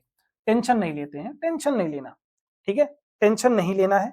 अब एक और अपने पास दो जो मैंने बताया ना आपको, पहला बताया क्या बेटा, आपको पहला जो रिएक्शन बताया है, मैं यहीं पे दोनों दोनों करा दूंगा इसी पेज पे, ठीक। दूसरी जो रिएक्शन मैंने बताई थी वो बताई थी क्या, electrolytic electrolytic decomposition reaction, electrolytic decomposition reaction. Sir ये कहा, ये कब आपने पढ़ा दिया, सर अभी तो मैंने बताया था ना कुछ देर पहले, आपको ध्यान होगा कि 3 तरीके की डिकम्पोजिशन रिएक्शन होती है। पहला तो हीट से जब तोड़ते हैं तो उसको थर्मल डिकम्पोजिशन कहते हैं। सर जब इलेक्ट्रिक करंट से तोड़ते हैं तो उसको क्या कहते हैं? इलेक्ट्रोलाइटिक। किसको इलेक्ट्रिक करंट से तोड़ते हैं? सर आयनिक कंपाउंड्स को। सर आयनिक कंपाउंड क्या होता है? रुक जाना, metal and non metal chapter तक रुक जाओ, पढ़ा दूंगा मैं तुमको, ठीक है। तो यहां पर एक ही रिएक्शन होती है हाइड्रोजन के केस में, H2O। हाइड्रोजन को तोड़ने के लिए हमें पास करना होता है इलेक्ट्रिसिटी। क्या पास करना होता है? इलेक्ट्रिसिटी। तब ये टूट जाता है H2 के फॉर्म में, H2 गैस के फॉर्म में, प्लस O2 गैस के फॉर्म में, ठीक है। सर यहाँ पे लेकिन क्या इतने से ही काम बन जाता है? नहीं, इतने पे ही दुनिया अगर छोड़ दे तो फिर वो दुनिया क्यों? यहाँ पर आपको दिखाना पड़ता है कि ये अपने पास कंटेनर है, हम कंटेनर में 2 मेटालिक प्लेट डालते हैं, ठीक। इस मेटालिक प्लेट को बैटरी से कनेक्ट करते हैं और इधर भी एक मेटालिक प्लेट हम डालते हैं। ये वाला मेटालिक प्लेट नेगेटिवली चार्ज होता है, ये वाला मेटालिक प्लेट पॉजिटिवली। जो नेगेटिवली चार्ज होता है इसको कहते हैं कैथोड, जो पॉजिटिवली चार्ज होता है इसको कहते हैं एनोड, ठीक। अब बस एक चीज समझ लेना, तुम्हारा कहानी यहीं से पार कर दूंगा मैं, तुम्हें रटाने के चक्कर में नहीं पड़ूंगा। देखो क्या है कि पानी ना हमेशा 2 आयन कंटेन करता है, एक H प्लस कंटेन करता है, एक OH माइनस कंटेन करता है। याद रखना इस बात को। तो इस आयन में, इस वाले आयन में, इस वाले सॉल्यूशन में एक H प्लस का आयन होगा और एक OH माइनस का होगा, ठीक है। अब एक बात बताओ, क्या अपोजिट नेचर ऑफ चार्जेस एक दूसरे को अट्रैक्ट करते हैं? मतलब भैया पॉजिटिव वाली चीज को अट्रैक्ट कौन करता है? नेगेटिव। और नेगेटिव वाली चीज को कौन अट्रैक्ट करता है? पॉजिटिव। यस। क्या सेम नेचर एक दूसरे को रिपेल करते हैं? यस सर, होता है। यही तो होती है कहानी। यस सर, यही होती है कहानी। तो वही चीज यहां पर होगी कि जो माइनस है, OH माइनस है, ये भागता है एनोड पर और H प्लस भागता है कैथोड पर। तो H प्लस जाता है कैथोड पर, वहां से इलेक्ट्रॉन लेता है, 2 H प्लस जाता है, 2 इलेक्ट्रॉन लेता है और लेके बना लेता है H2 गैस, H2 गैस। तो ये यहां पर तुमसे पूछा ये जाता है कि सर ये प्लस था तो ये भागता माइनस वाले पे, मतलब किस पे? कैथोड पे। कैथोड पे, तो कैथोड से कौन सी गैस निकलती है? Sir hydrogen. तो यहां लिख लेना, यहां पर लिखोगे तुम, क्या लिखोगे? सर कैथोड से कौन सी गैस निकलती है? हाइड्रोजन। एनोड से कौन सी गैस निकलती है? तो सर एनोड से निकलती है ऑक्सीजन, ठीक है। क्या इतने से ही काम हो जाएगा? नहीं, इतने से काम नहीं होगा। एक बात को और ध्यान रखना, सर H2 प्लस O2 जब यहां मिलता है, ठीक, अरे मुझे नहीं चाहिए था ना, H2O जब टूटता है तो ये बनाता है H2 प्लस क्या बनाता है? Sir O2। बैलेंस करो सर। सर बैलेंस तो करना पड़ेगा, यहां पे भी 2 लगाएंगे, यहां पर भी 2 लगाएंगे, बैलेंस हो गया। सर क्या यहां 1 आएगा? Yes sir. देखो, अगर मैं बोलूं वॉल्यूम ऑफ गैस के बारे में, वॉल्यूम ऑफ गैस के बारे में, गैस के बारे में, तो हाइड्रोजन जो होगा हमारा, 2 यूनिट किसका निकलेगा? हाइड्रोजन का। तो क्या एक ही यूनिट जो निकलेगा वो ऑक्सीजन का निकलेगा? ये बात मानते हो कि नहीं, नहीं मानते हो? तो मैं बोल सकता हूं कि volume of hydrogen gas upon volume of oxygen gas जो होगा वो 2:1 होगा। इस बात को जो जो मानता है वो मुझे बता दे, फटाफट से बता दे। मानते हो? मानना पड़ेगा। और अगली चीज है मास। मास देखो, हाइड्रोजन, एक हाइड्रोजन का मास होता है 1 यूनिट, ठीक, या 1 U लिख लो, ठीक। एक हाइड्रोजन का जो मास होता है एक एटम का वो 1 U होता है। यहां 2 इंटू 2 कितना है टोटल? हाइड्रोजन 4। यहां पे ऑक्सीजन कितना है? टोटल 2, ठीक। और एक ऑक्सीजन का होता है 16U। तो टोटल कितने हाइड्रोजन है सर? 4। तो यहाँ 4 से मल्टीप्लाई कर देंगे, टोटल 4U हो जाएगा, 4U। और यहाँ टोटल एक ऑक्सीजन, एक ही ऑक्सीजन है ना, सॉरी 2 ऑक्सीजन है ना, तो इंटू 2 कर देंगे तो कितना आ जाएगा? 32। तो मास of hydrogen upon mass of oxygen अगर हम करें यहां पर तो आएगा 4/32। ये कटेगा, 1:8 आएगा। यस सर, आप करना क्या चाहते हैं? Sir mass of hydrogen is to mass of oxygen करेंगे तो ये 1:8 के रेशियो में होता है मास का, जब हम करते हैं इलेक्ट्रोलिसिस। और वॉल्यूम ऑफ हाइड्रोजन और वॉल्यूम ऑफ ऑक्सीजन करते हैं तो ये 2:1 के रेशियो में होता है। ये दोनों चीजें बहुत ही इंपॉर्टेंट है, ये बहुत ही इंपॉर्टेंट है, याद रखना। इन दोनों चीजों से सवाल पूछा गया है। वॉल्यूम डायरेक्ट जो रेशियो है उससे, मास तो मास से कैलकुलेट करेंगे। ठीक है, डन हुई बात इतनी सी। चलो नेक्स्ट पेज पे चलते हैं। नेक्स्ट क्या, अभी तो इधर ही बाकी है ना? हाँ इधर ही बाकी है।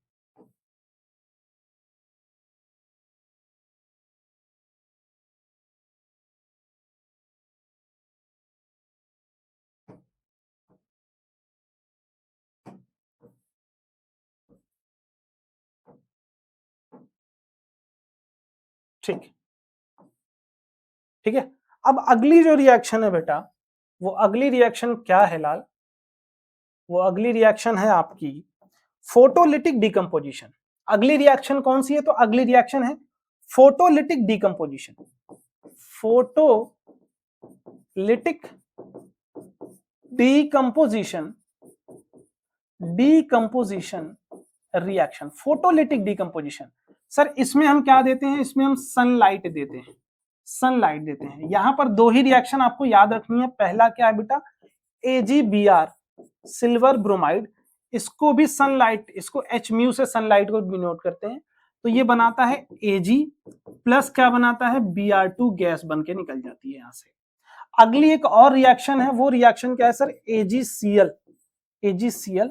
इसको भी जब सनलाइट देते हैं तो ये भी सर Ag फॉर्म में टूट जाता है, प्लस Cl2 गैस यहां से निकल जाती है।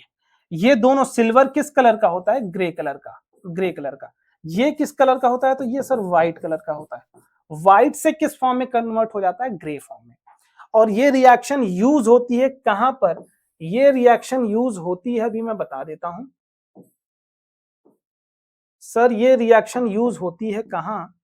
ये रिएक्शन यूज होती है ब्लैक एंड व्हाइट फोटोग्राफी में, है ना?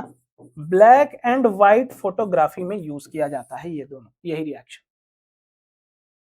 डन है। यहाँ पर चाइना डिश में सिल्वर क्लोराइड रखा गया है, ठीक है। यहाँ पर क्या रखा गया है सर? Silver chloride. उसको सनलाइट के फॉर्म में रखते हैं तो Ag बना लेता है, प्लस Cl2 गैस निकल जाती है, ठीक है। यहाँ पर एक लाइन बस पढ़ लेना, सिल्वर क्लोराइड टर्न्स ग्रे। क्या होती है? ग्रे हो जाती है।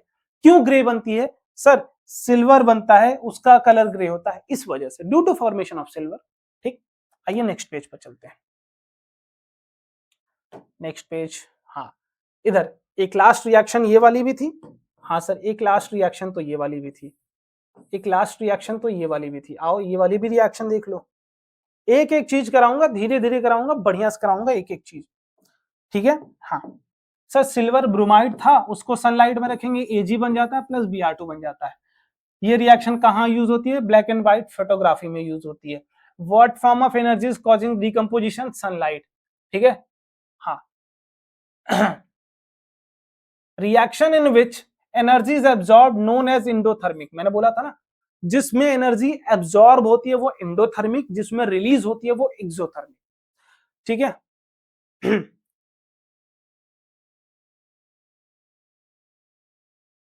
चलो अब कुछ क्वेश्चन है, फटाफट से क्वेश्चन निपटाते हैं। कौन सा ऐसा एलिमेंट है जो व्हाइट वॉशिंग में यूज किया जाता है sir? Slaked lime, calcium hydroxide. Name x and rights formula लिख दिया मैंने।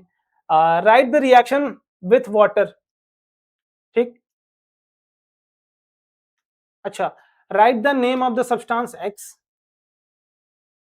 इन named in one above reaction with water. देखो बेसिकली यहाँ पर जो तुमसे पूछना चाह रहा है, वो पूछना चाह रहा है कैल्शियम ऑक्साइड के बारे में, ठीक। कैल्शियम ऑक्साइड को यूज करते हैं एक्स, तो एक्स की जो चीज, एक्स जो नाम था वो कैल्शियम ऑक्साइड का था, और कैल्शियम ऑक्साइड की रिएक्शन पूछ रहा है वाटर से, तो वाटर रिएक्ट होकर क्या बनाएगा? कैल्शियम हाइड्रोक्साइड बनाएगा, ठीक है। What is the amount? देखो यहां पर आ गया मेन बात, यही तो बात है, यही तो बात है, यही तो बात है। Why is the amount of gas collected in one of the test tube in the activity double of the amount of the other? Name this gas. कौन सी डबल मिलती है? हाइड्रोजन डबल मिलता है, ऑक्सीजन कम मिलता है, balancing करने के लिए, बैलेंस करेंगे तो इस वजह से, ठीक है। अब अगली जो रिएक्शन है दोस्त, वो रिएक्शन है डबल डिस्प्लेसमेंट या डिस्प्लेसमेंट रिएक्शन। डिस्प्लेसमेंट के लिए थोड़ा सा हम लोग समझते हैं, कोई कंपाउंड बना है दो लोगों से मिलके ए और बी से, इन दोनों के साथ आता है सी, ठीक है, तो ए के साथ आ जाता है सी और बी को कर देता है ये अकेला, ठीक। अब कहने का क्या मतलब कि देखो ए के साथ कौन अटैच था, बी, सी आया, सी इस पर अटैक करेगा, एक सेकेंड, ठीक है, हो जाता है, कॉल आ गया था, चलो। तो यहां पे बेसिकली अगर ध्यान से देखोगे ना तो रिएक्शन क्या हो रही है कि यहाँ पे ए के साथ बी अटैक था और सी आके यहां पर क्या करता है, तो सी आके अटैक करता है, सी आके क्या करता है, अटैक। और जैसे ये अटैक करेगा तो ये देखा क्या बी मुझसे पावरफुल है, बी और सी में कंपटीशन होगा कि भैया सी ज्यादा पावरफुल है या बी, जो भी पावरफुल होगा, जो भी पावरफुल होगा वो ए के साथ रहेगा, ठीक है। तो यहां पे कंपैरिजन में हुआ कि भैया सी हमारा ज्यादा पावरफुल है बी से, तो ए के साथ सी रहेगा और बी अलग हो जाएगा। अब डिकम्पोज डिस्प्लेसमेंट में पहचानते कैसे हैं, डिस्प्लेसमेंट में पहचानते हैं बेटा कि यहां पर कोई सिंगल अलग था, रिएक्टेंट में कोई दूसरा सिंगल होता है और प्रोडक्ट में कोई दूसरा सिंगल हो जाता है। ये तो वही कहानी हो गई भैया कि आप समझ जाओ बस, अब इसके आगे नहीं बोलूंगा मैं, ठीक। पहले कोई और सिंगल था, अब कोई और सिंगल है, तो कभी अपने दोस्त से मत मिलवाना, है ना, ठीक। दोस्तों की भी लंका लग जा रही है, चलो, दोस्ती में ही नहीं छोड़ रहे हैं, बताओ, कह रहे हैं कैसे नहीं होगा काम, होगा, होना चाहिए, तो होना तो चाहिए काम हमारा।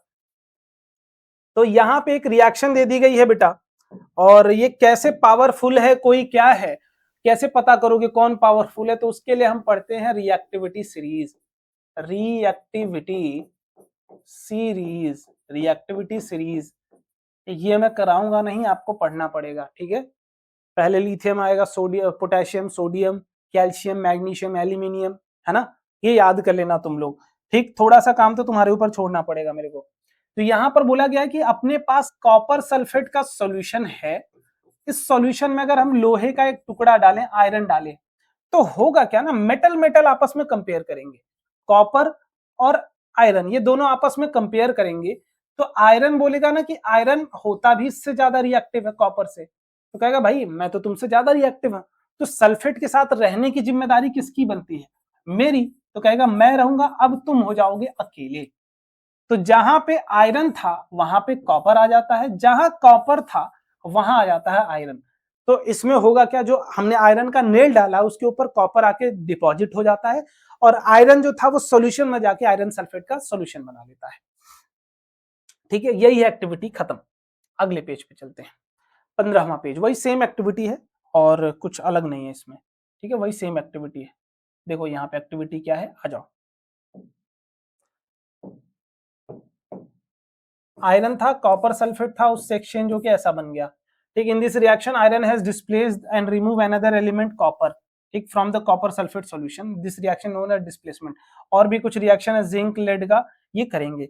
बट यहीं पर अगर मैं ऐसा देता तुमको कि FeSO4 का सॉल्यूशन है और इसमें कॉपर में डालूं, अब रिएक्शन क्या होगी, तो तुम में से 90% बच्चे एक बात बोलेंगे सर CuSO4 बनेगा प्लस Fe बनेगा, बट ये नहीं बनेगा। क्यों नहीं बनेगा सर, Fe ज्यादा रिएक्टिव होता है कॉपर से, रिएक्टिविटी सीरीज, अभी नहीं तुम पढ़े जाके, पहले जाओ पढ़ो।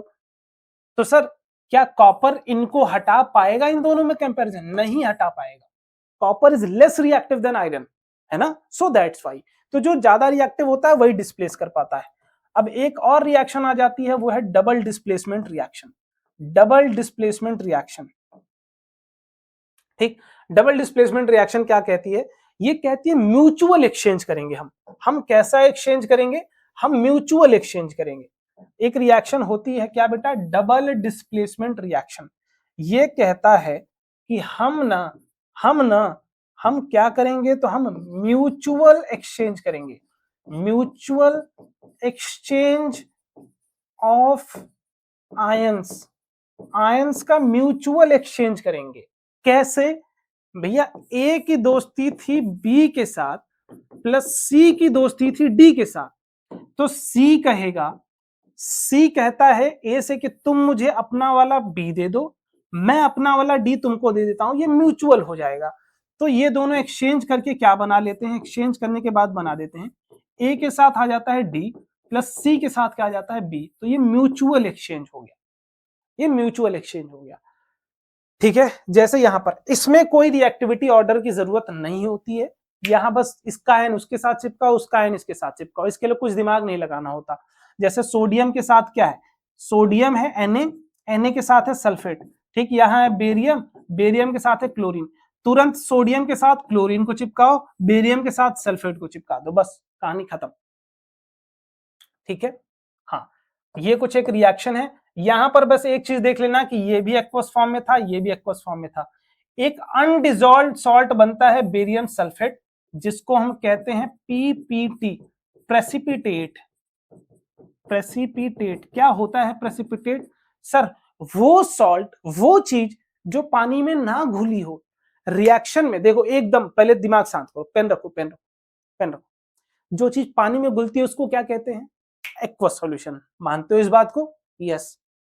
अब जो चीज पानी में ना घुले, ठीक, और रिएक्शन में है, पहले दो चीज हमने लिया था, ये दोनों पानी में डिसॉल्व थी, बनने के बाद सोडियम क्लोराइड बना, ये भी पानी में डिसॉल्व है। बट एक आदमी ऐसा है बेरियम सल्फेट BaSO4 जो कह रहा हम पानी में नहीं घुलेंगे, हम सॉलिड फॉर्म में बनेंगे, सॉलिड फॉर्म में बनेंगे, तो कहानी यही बदल जाएगी।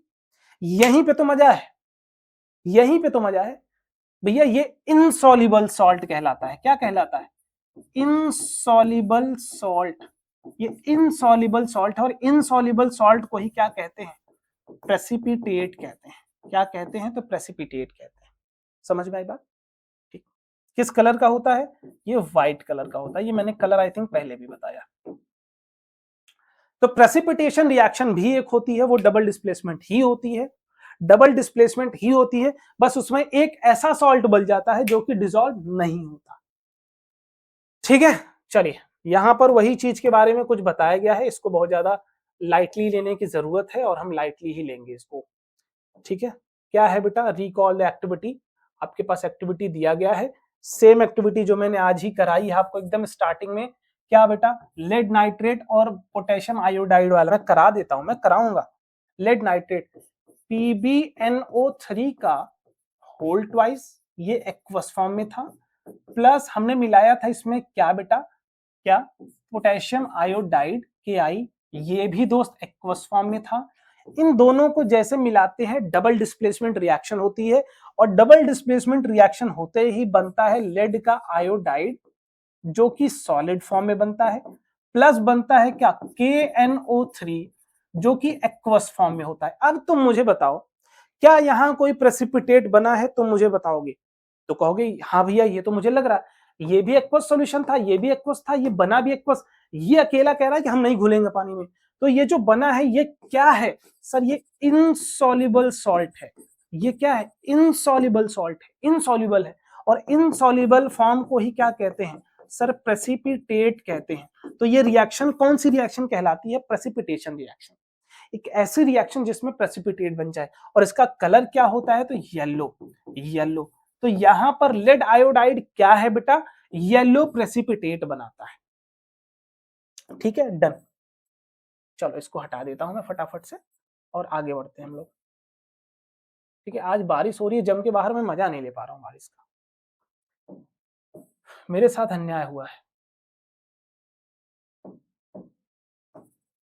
देखो क्या है बेटा, अगली जो रिएक्शन है बाबू, वो रिएक्शन है ऑक्सीडेशन एंड रिडक्शन रिएक्शन। क्या है reaction? Oxidation and reduction. Oxidation का मतलब क्या होता है? Addition of oxygen. ठीक है, ठीक है ना, एडिशन ऑफ ऑक्सीजन। या फिर मैं यहीं पर लिख देता हूं, मैं यहीं पर लिख दूंगा, क्या लिखूं? Sir oxidation reaction. Sir oxidation और रिडक्शन पढ़ना है, तो ऑक्सीडेशन वो रिएक्शन होती है जिसमें क्या होना चाहिए? सर एडिशन ऑफ ऑक्सीजन होना चाहिए, तो वो रिएक्शन क्या कहलाती है? सर ऑक्सीडेशन कहलाती है। सर सिर्फ इतना ही नहीं, देखो जैसे मेरा काम, मैं अगर पैसा नहीं कमा रहा हूं तो मुझे खुश अगर रहना है तो मैं ये देखूंगा, नहीं मैं उस टाइप का नहीं हूं, फिर भी एक एग्जांपल देने के लिए कह रहा हूं जैसे तुम फेल हो गए मान लो, तुमको दुख नहीं हुआ, ठीक, लेकिन तुम्हारा दोस्त पास हो गया तो दुख होता है ना, होता है ना, थोड़ा सा तो होता है। वही चीज यहाँ कि एडिशन ऑफ ऑक्सीजन होना चाहिए। चलो मान लो एडिशन ऑफ ऑक्सीजन ना हो रहा हो, तो ये कहता है कि चलो एडिशन नहीं कर पा रहे हो ना, तो आप कहीं से अगर रिमूवल ऑफ हाइड्रोजन भी कर दोगे ना, रिमूवल ऑफ हाइड्रोजन भी कर दोगे ना, रिमूवल ऑफ हाइड्रोजन, तब भी मैं मान लूंगा कि ऑक्सीडेशन हो रहा है। कहता मान लो ये दोनों नहीं हो रहा है, ठीक, तो ये कहता है क्या भैया, लॉस ऑफ इलेक्ट्रॉन कर दोगे ना, लॉस ऑफ इलेक्ट्रॉन, तब भी मैं मान लूंगा क्या कि ऑक्सीडेशन रिएक्शन। ठीक, सर इसका उल्टा क्या होता है? इसका उल्टा होता है रिडक्शन। रिडक्शन इसका उल्टा होता है। ठीक, जो जो ये कहता है बस उसका उल्टा करते जाओ। सर वहां एडिशन ऑफ ऑक्सीजन था तो रिमूवल ऑफ ऑक्सीजन यहां होगा, रिमूवल ऑफ ऑक्सीजन यहां होगा, जस्ट उसका उल्टा कर लो। सर वहां रिमूवल ऑफ हाइड्रोजन था तो एडिशन ऑफ हाइड्रोजन कर लो, एडिशन ऑफ हाइड्रोजन होगा। ठीक, सर वहां लॉस ऑफ इलेक्ट्रॉन था, यहां कर लो gain of electron, gain of electron, बस खत्म कहानी, खत्म है कहानी, खत्म है कहानी। अब जो भी रिएक्शन उठाओ पहचानते चलो। आओ मेरे साथ एक रिएक्शन कर लो तुम। कार्बन में अगर ऑक्सीजन मिला दे तो ये बनता है CO2। ये कौन सी रिएक्शन है फटाफट से बताओ, बेसिक से शुरुआत कराऊंगा। ये कौन सी रिएक्शन है? सर कार्बन के पास पहले ऑक्सीजन नहीं था, यस सर, बट यहां पर ऑक्सीजन आ गया, मतलब कार्बन में क्या हुआ है, तो हम कहेंगे सर एडिशन ऑफ ऑक्सीजन हुआ है। और एडिशन ऑफ ऑक्सीजन कौन सी रिएक्शन होती है? सर ये तो ऑक्सीडेशन रिएक्शन होती है, यस सर, होती है ना, होती है ना, तो ये ऑक्सीडेशन रिएक्शन। ठीक, अब यहां पे एक एक्टिविटी दी गई है, इस एक्टिविटी को मुझे समझाना होगा और समझाने के लिए मैं एक पेज ऐड करता हूं। आपको बोला गया है कि आपने चाइना डिश में लिया है कॉपर का पाउडर, ठीक, और इसको कर रहे हैं हीट। हीट करेंगे तो एटमॉस्फेयर में जो ऑक्सीजन प्रेजेंट होगी वो आपके साथ रिएक्ट होगी, और रिएक्ट करते ही क्या बना लेती है वो CuO कॉपर ऑक्साइड, जिसका कलर क्या होता है, तो कलर होता है ब्लैक। लिख लेना इसको तुरंत, कॉपर ऑक्साइड का कलर क्या होता है, ब्लैक। अब मैं आपसे पूछना चाहता हूं, क्या यहाँ कॉपर के पास ऑक्सीजन था? नहीं था। क्या यहाँ ऑक्सीजन है? Yes sir. क्या हुआ है यहां से हमें? तो हम बोलेंगे सर एडिशन ऑफ ऑक्सीजन हुआ है, एडिशन ऑफ ऑक्सीजन। और ये प्रोसेस क्या कहलाती है? सर ये प्रोसेस कहलाती है ऑक्सीडेशन। क्या कहलाती है? ऑक्सीड, ओहो हो, ये रिएक्शन तो ऑक्सीडेशन है। सर ऑक्सीडेशन का उल्टा क्या होता है? Sir reduction. रिडक्शन, तो अगर मुझे कॉपर ऑक्साइड से वापस से कॉपर पाना हो, वापस से कॉपर पाना हो, तो क्या करूं मैं? सर आप रिडक्शन कराइए ना, रिडक्शन कराइए। सर रिडक्शन कराने का तरीका है कि हाइड्रोजन को ऐड कर दीजिए, हाइड्रोजन, रिडक्शन करने का मतलब हाइड्रोजन से ऐड, तो ये बन जाता है वापस से कॉपर प्लस ये बना लेता है वाटर। ठीक, ये बन जाता है। तो ये वाली रिएक्शन क्या हुई है? सर लॉस ऑफ ऑक्सीजन हुआ है यहां से यहां तक, लॉस ऑफ ऑक्सीजन हुआ है यहां से यहां तक, यस सर। तो ये वाली रिएक्शन क्या कहलाती है? सर रिडक्शन कहलाती है, रिडक्शन। तो अगर कॉपर पाउडर का ऑक्सीडेशन होता है तो वो बनाता है copper oxide which is black in colour, और वापस से अगर कॉपर ऑक्साइड से हमको कॉपर चाहिए तो हम पास करते हैं हाइड्रोजन गैस, जो उसको रिड्यूस करके क्या बना देता है? कॉपर बना देता है। और यही एक्टिविटी तो है यहाँ पे, यही एक्टिविटी तो यहाँ करनी है। देखो यही एक्टिविटी करनी है, थोड़ा सा वेट करने के लिए बोलेगा ये। वेट तो करना पड़ेगा ना लाला भाई, अब अपने पास कोई सुविधा नहीं है तो वेट तो करना पड़ेगा ना दोस्त। आओ वेट कर लो, करो वेट। देखो हमको क्या है, तो थोड़ा सा नीचे करना पड़ेगा। आओ देखो activity 1.11, heat the China dish, heat a China dish containing 1 gram copper powder. पहली बात, कॉपर ऑक्सीजन से रिएक्ट नहीं करता, कॉपर पाउडर करता है, ये इस बात को एकदम लिख लेना। तो कॉपर जब ऑक्सीजन से रिएक्ट करेगा तो CuO बनाएगा, किस कलर का? ब्लैक कलर का, ये मैंने आपको बताया। ठीक, hydrogen gas is pass, if आ गया बेटा लाइफ में, इफ आ गया, मैंने बोला ये किस कलर का होता है, तो ये ब्लैक कलर का होता है। ठीक है, ठीक है। If hydrogen gas is passed over this heated CO, the black coating on the surface turn brown as the reverse reaction take place and copper is obtained. जैसे ही हम हाइड्रोजन गैस पास करते हैं तो जो ये ब्लैक कलर की coating बनी थी due to formation of CO, वो तुरंत ब्राउन हो जाती है due to formation of copper. Copper की फॉर्मेशन, कॉपर कैसा होता है, ब्राउन। तो जब कॉपर पाउडर को हमने हीट किया था, वैसे कॉपर ऑक्सीजन से रिएक्ट नहीं करता, बट जो बाहरी बाहरी कॉपर होंगे वो कॉपर पाउडर रिएक्ट करेगा, वो ब्लैक हो जाएगा। तो जैसे ही हाइड्रोजन गैस वापस से हम पास करते हैं, तो वो जो ऑक्सीडेशन का इफेक्ट था वो खत्म हो जाता है रिडक्शन के इफेक्ट से, तो वो वापस से कॉपर बन जाता है। तो देख लो CuO, ठीक, मैंने एक रिएक्शन यहां कराई थी ना, हाँ। अब एक यहीं पर चीज देख लो, क्या देखोगे सर, क्या हाइड्रोजन के पास ऑक्सीजन नहीं था, हाइड्रोजन के पास कुछ नहीं था, बट यहाँ हाइड्रोजन के पास ऑक्सीजन आ गया, यहां से यहां में क्या हुआ है सर, गेन ऑफ ऑक्सीजन हुआ है, गेन ऑफ ऑक्सीजन हुआ है, कहेंगे यस सर। तो गेन ऑफ ऑक्सीजन क्या कहलाता है, ऑक्सीडेशन कहलाता है, ऑक्सीडेशन कहलाता है, कहेंगे यस, ऑक्सीडेशन कहलाता है।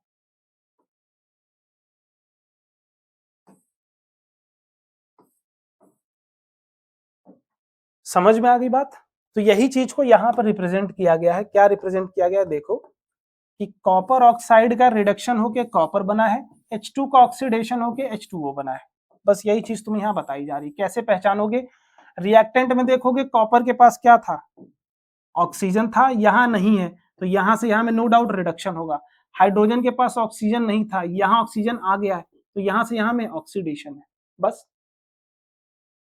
एक और रिएक्शन यहाँ पर बहुत फेमस लिखी हुई है, क्या, कौन सी रिएक्शन है जो बहुत फेमस है भाई, देखो कौन सी रिएक्शन बहुत फेमस है, जिंक के साथ कार्बन मोनोऑक्साइड लगा है, ठीक, सॉरी कार्बन जिंक ऑक्साइड के साथ लगता है ना,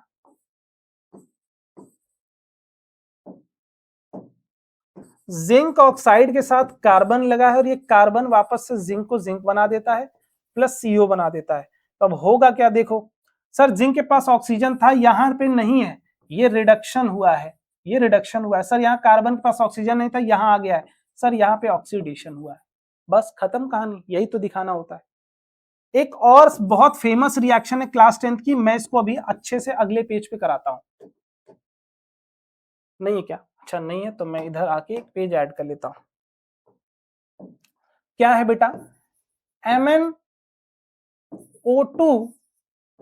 प्लस 4HCl यहां पर है, ठीक, ये बना लेता है MnCl2 plus Cl2 plus H2O, ठीक, ये रिएक्शन बहुत मायने रखती है। ये रिएक्शन या तो कभी कभी बैलेंसिंग के लिए आ जाती है, या फिर कभी कभी ऑक्सीडेशन रिडक्शन पता करने के लिए आती है। तो मैं बोल रहा हूं यहाँ MnO2 के साथ ऑक्सीजन है, यहां पर ऑक्सीजन नहीं है, लॉस ऑफ ऑक्सीजन हुआ है, तो ये क्या कहलाएगा, ये कहलाएगा रिडक्शन, ये कहलाएगा रिडक्शन। सर यहाँ HCl है, HCl से Cl2 में गया है, लॉस ऑफ हाइड्रोजन है, और लॉस ऑफ हाइड्रोजन क्या कहलाता है सर, ऑक्सीडेशन कहलाता है, ऑक्सीडेशन कहलाता है। ये जरूर ध्यान रखना कि कौन ऑक्सीडाइज हुआ है, कौन रिड्यूस हुआ है, तो MnO2 रिड्यूस होके क्या बना है, MnCl2। सर कौन ऑक्सीडाइज हुआ है, और HCl ऑक्सीडाइज होके क्या बना है, Cl2। H2O का कोई रोल नहीं है, नो रोल ऑफ वाटर, इसको यहां पर भूल जाना, यहां पर इनका रोल ऑक्सीडेशन और रिडक्शन में कुछ भी नहीं होता। ये बहुत ज्यादा इंपॉर्टेंट रिएक्शन। और एक बात समझना सर, MnO2 रिडक्शन हुआ है इसका, देखो प्रोडक्ट देखो, बहुत बहुत बहुत प्यारा कॉन्सेप्ट है, बहुत प्यारा कॉन्सेप्ट है, एक सेकंड दे दो, एक सेकंड, देखो क्या, देखो देखो देखो देखो देखो, मैं बोल रहा हूं MnO2 है बेटा, MnO2 का क्या हुआ है, रिडक्शन, क्या बना है, MnCl2। सर रिएक्टेंट में सिर्फ दो लोग थे, दो लोग थे, घर में सिर्फ दो लोग हैं, और पैसा चोरी हो गया, मैं हूं और तुम हो, मेरा पैसा चोरी हुआ, चांसेस किसके हैं चोरी करने के, तुम्हारे, दो ही लोग थे। तो मैं बोल रहा हूं ये दो लोग थे, इनका हुआ है क्या, रिडक्शन, तो सर यही कराए होंगे, यस, तो ये होंगे रिड्यूसिंग एजेंट, रिड्यूसिंग एजेंट जो रिडक्शन कराता है उसको कहते हैं रिड्यूसिंग एजेंट, जो LIC कराता है उसको LIC एजेंट। सर इनका क्या हुआ है, सर ऑक्सीडेशन हुआ है, इनके अलावा यही तो थे, तो ये क्या होंगे, सर ये होंगे ऑक्सीडाइजिंग एजेंट। ये कौन होंगे, सर ये होंगे ऑक्सीडाइजिंग एजेंट। मानोगे क्या इस बात को, आपने बहुत बेहतरीन सवाल निकाला है। सर एक और करा दीजिए, आ जाओ दोस्त, मैंने बोला था ना जिंक ऑक्साइड के साथ हमने कार्बन को लगाया, कार्बन यहां रिएक्ट होकर जिंक बना दिया, प्लस कार्बन मोनोऑक्साइड बन गया। तुम आओ मेरे पास आओ पहले। सर यहाँ ऑक्सीजन था, यहाँ ऑक्सीजन नहीं है, लॉस ऑफ ऑक्सीजन क्या कहलाता है सर? रिडक्शन कहलाता है। सर यहाँ पे ऑक्सीजन नहीं था, यहाँ ऑक्सीजन है, गेन ऑफ ऑक्सीजन क्या कहलाता है सर? ऑक्सीडेशन कहलाता है। ऑक्सीडेशन है ये है रिडक्शन। रिडक्शन अब बहुत ही प्यारे तरीके से आएंगे। सर जिंक ऑक्साइड का क्या हुआ है? रिडक्शन, यही कराया होगा दुष्ट। तो ये कौन होगा? ये होगा रिड्यूसिंग एजेंट। कहेंगे yes, yes sir, yes sir. Sir इनका क्या हुआ है? ऑक्सीडेशन, यही कराया होगा। Yes, so this will be the oxidising agent. ये क्या होगा? तो ऑक्सीडाइजिंग एजेंट होगा। कौन कौन इस बात को मान गया है मेरी? और एक बात, जो रिड्यूसिंग एजेंट है उसका खुद का तो ऑक्सीडेशन हो रहा है, जो ऑक्सीडाइजिंग एजेंट है उसका खुद का रिडक्शन हो रहा है। तो ये भी तरीका है पता करने के लिए, जिसका रिडक्शन होता है वो ऑक्सीडाइजिंग एजेंट, जिसका ऑक्सीडेशन होता है वो रिड्यूसिंग एजेंट। ये पूछा जाता है आपसे। खत्म, कहानी ही खत्म है बेटा, कहानी ही खत्म है। अब तो कहानी ही खत्म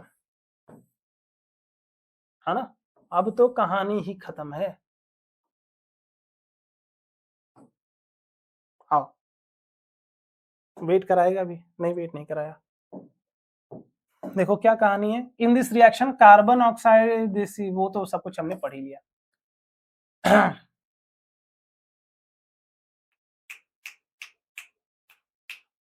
आपसे इसमें पूछा गया है कि हमने मैग्नीशियम को जलाया था ऑक्सीजन के प्रेजेंस में, तो ये बना था मैग्नीशियम ऑक्साइड। ठीक, तो क्या यहाँ मैग्नीशियम ऑक्सीडाइज हुआ है या रिड्यूस हुआ है?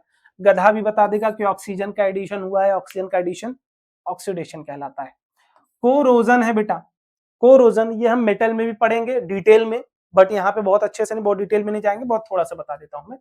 देखो अपने पास बहुत सारे मेटल्स होते हैं। जब उसको आप एटमॉस्फेयर में छोड़ते हो तो एटमॉस्फेयर में मल्टीपल गैसेस प्रेजेंट होती हैं। जैसे ऑक्सीजन प्रेजेंट होता है, वाटर का वेपर प्रेजेंट होता है, डाइहाइड्रोजन सल्फाइड प्रेजेंट होता है, ये मल्टीपल अलग अलग गैसेस प्रेजेंट होती है। ये सारे के सारे गैसेस हमारे मेटल पे अटैक करती हैं। देखो क्या होता है, मैं यहां पे बताता हूं। होता क्या अपने पास, बहुत प्यारे तरीके से कॉन्सेप्ट बस समझ जाओ, तो कॉन्सेप्ट समझ जाओ कि अपने पास होता है मेटल। इस मेटल पे ना अटैक कौन करता है? तो एटमॉस्फेरिक गैसेस, गैसेस। और अटैक करके इस मेटल को क्या कर देती हैं? ऑक्सीडाइज कर देती हैं। क्या कर देती हैं? ऑक्सीडाइज। और जिसकी वजह से हमारा जो ये मेटल है ना, ये वीक होने लगता है। क्या होने लगता है? वीकन, वीकन होने लगता है, वीक होने लगता है, कमजोर होने लगता है। जैसे हमको पता है ना कि आयरन का कोरोजन होता है, आयरन धीरे धीरे कोरोड होके खत्म हो जाता है, खत्म हो जाता है पूरी तरीके से, है ना? तो जो हमारे पुल बने होते हैं या फिर आयरन के जो भी सब्सटेंसेस बनते हैं, वो धीरे धीरे धीरे कमजोर होते जाते हैं, है ना? तो ये कोरोजन का इफेक्ट है। कोरोजन क्या है बेटा? Oxidation of metals.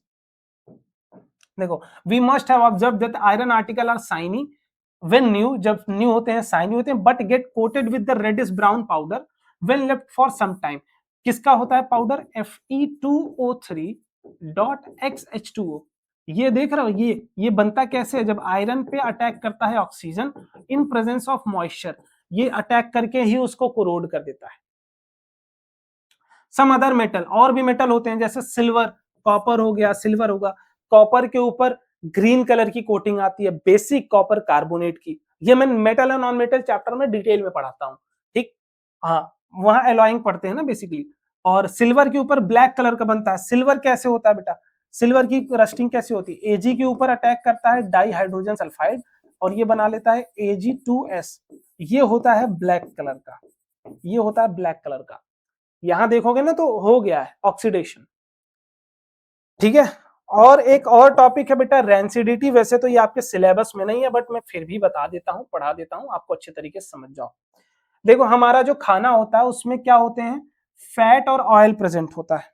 क्या प्रेजेंट होता है? तो फैट और ऑयल। ठीक, और ये जब लंबे समय तक बाहर हम छोड़ देते हैं तो ये ऑक्सीडाइज हो जाता है। क्या हो जाता है? When fat and oil are oxidise they become rancid. वो खराब हो जाते हैं, उनकी स्मेल गंदी हो जाती है, टेस्ट बदल जाता है। जब हमारे फैट और ऑयल कंटेनिंग सब्सटेंस, जैसे ब्रेड को अगर बहुत दिन तक बाहर छोड़ दो तो वो उस पर काले कलर की फफूंदी बन जाती है। तो होता क्या, ब्रेड के अंदर जो भी फैट और ऑयल्स प्रेजेंट होते हैं वो ऑक्सीडाइज हो जाते हैं। ऑक्सीडाइज हो जाते हैं तो फूड रैंसिड हो जाता है, खराब हो जाता है, सड़ने लगता है। ठीक, इसी वजह से ये वाली एक्टिविटी आई थिंक मैंने कराई है, सेम टू सेम क्वेश्चन।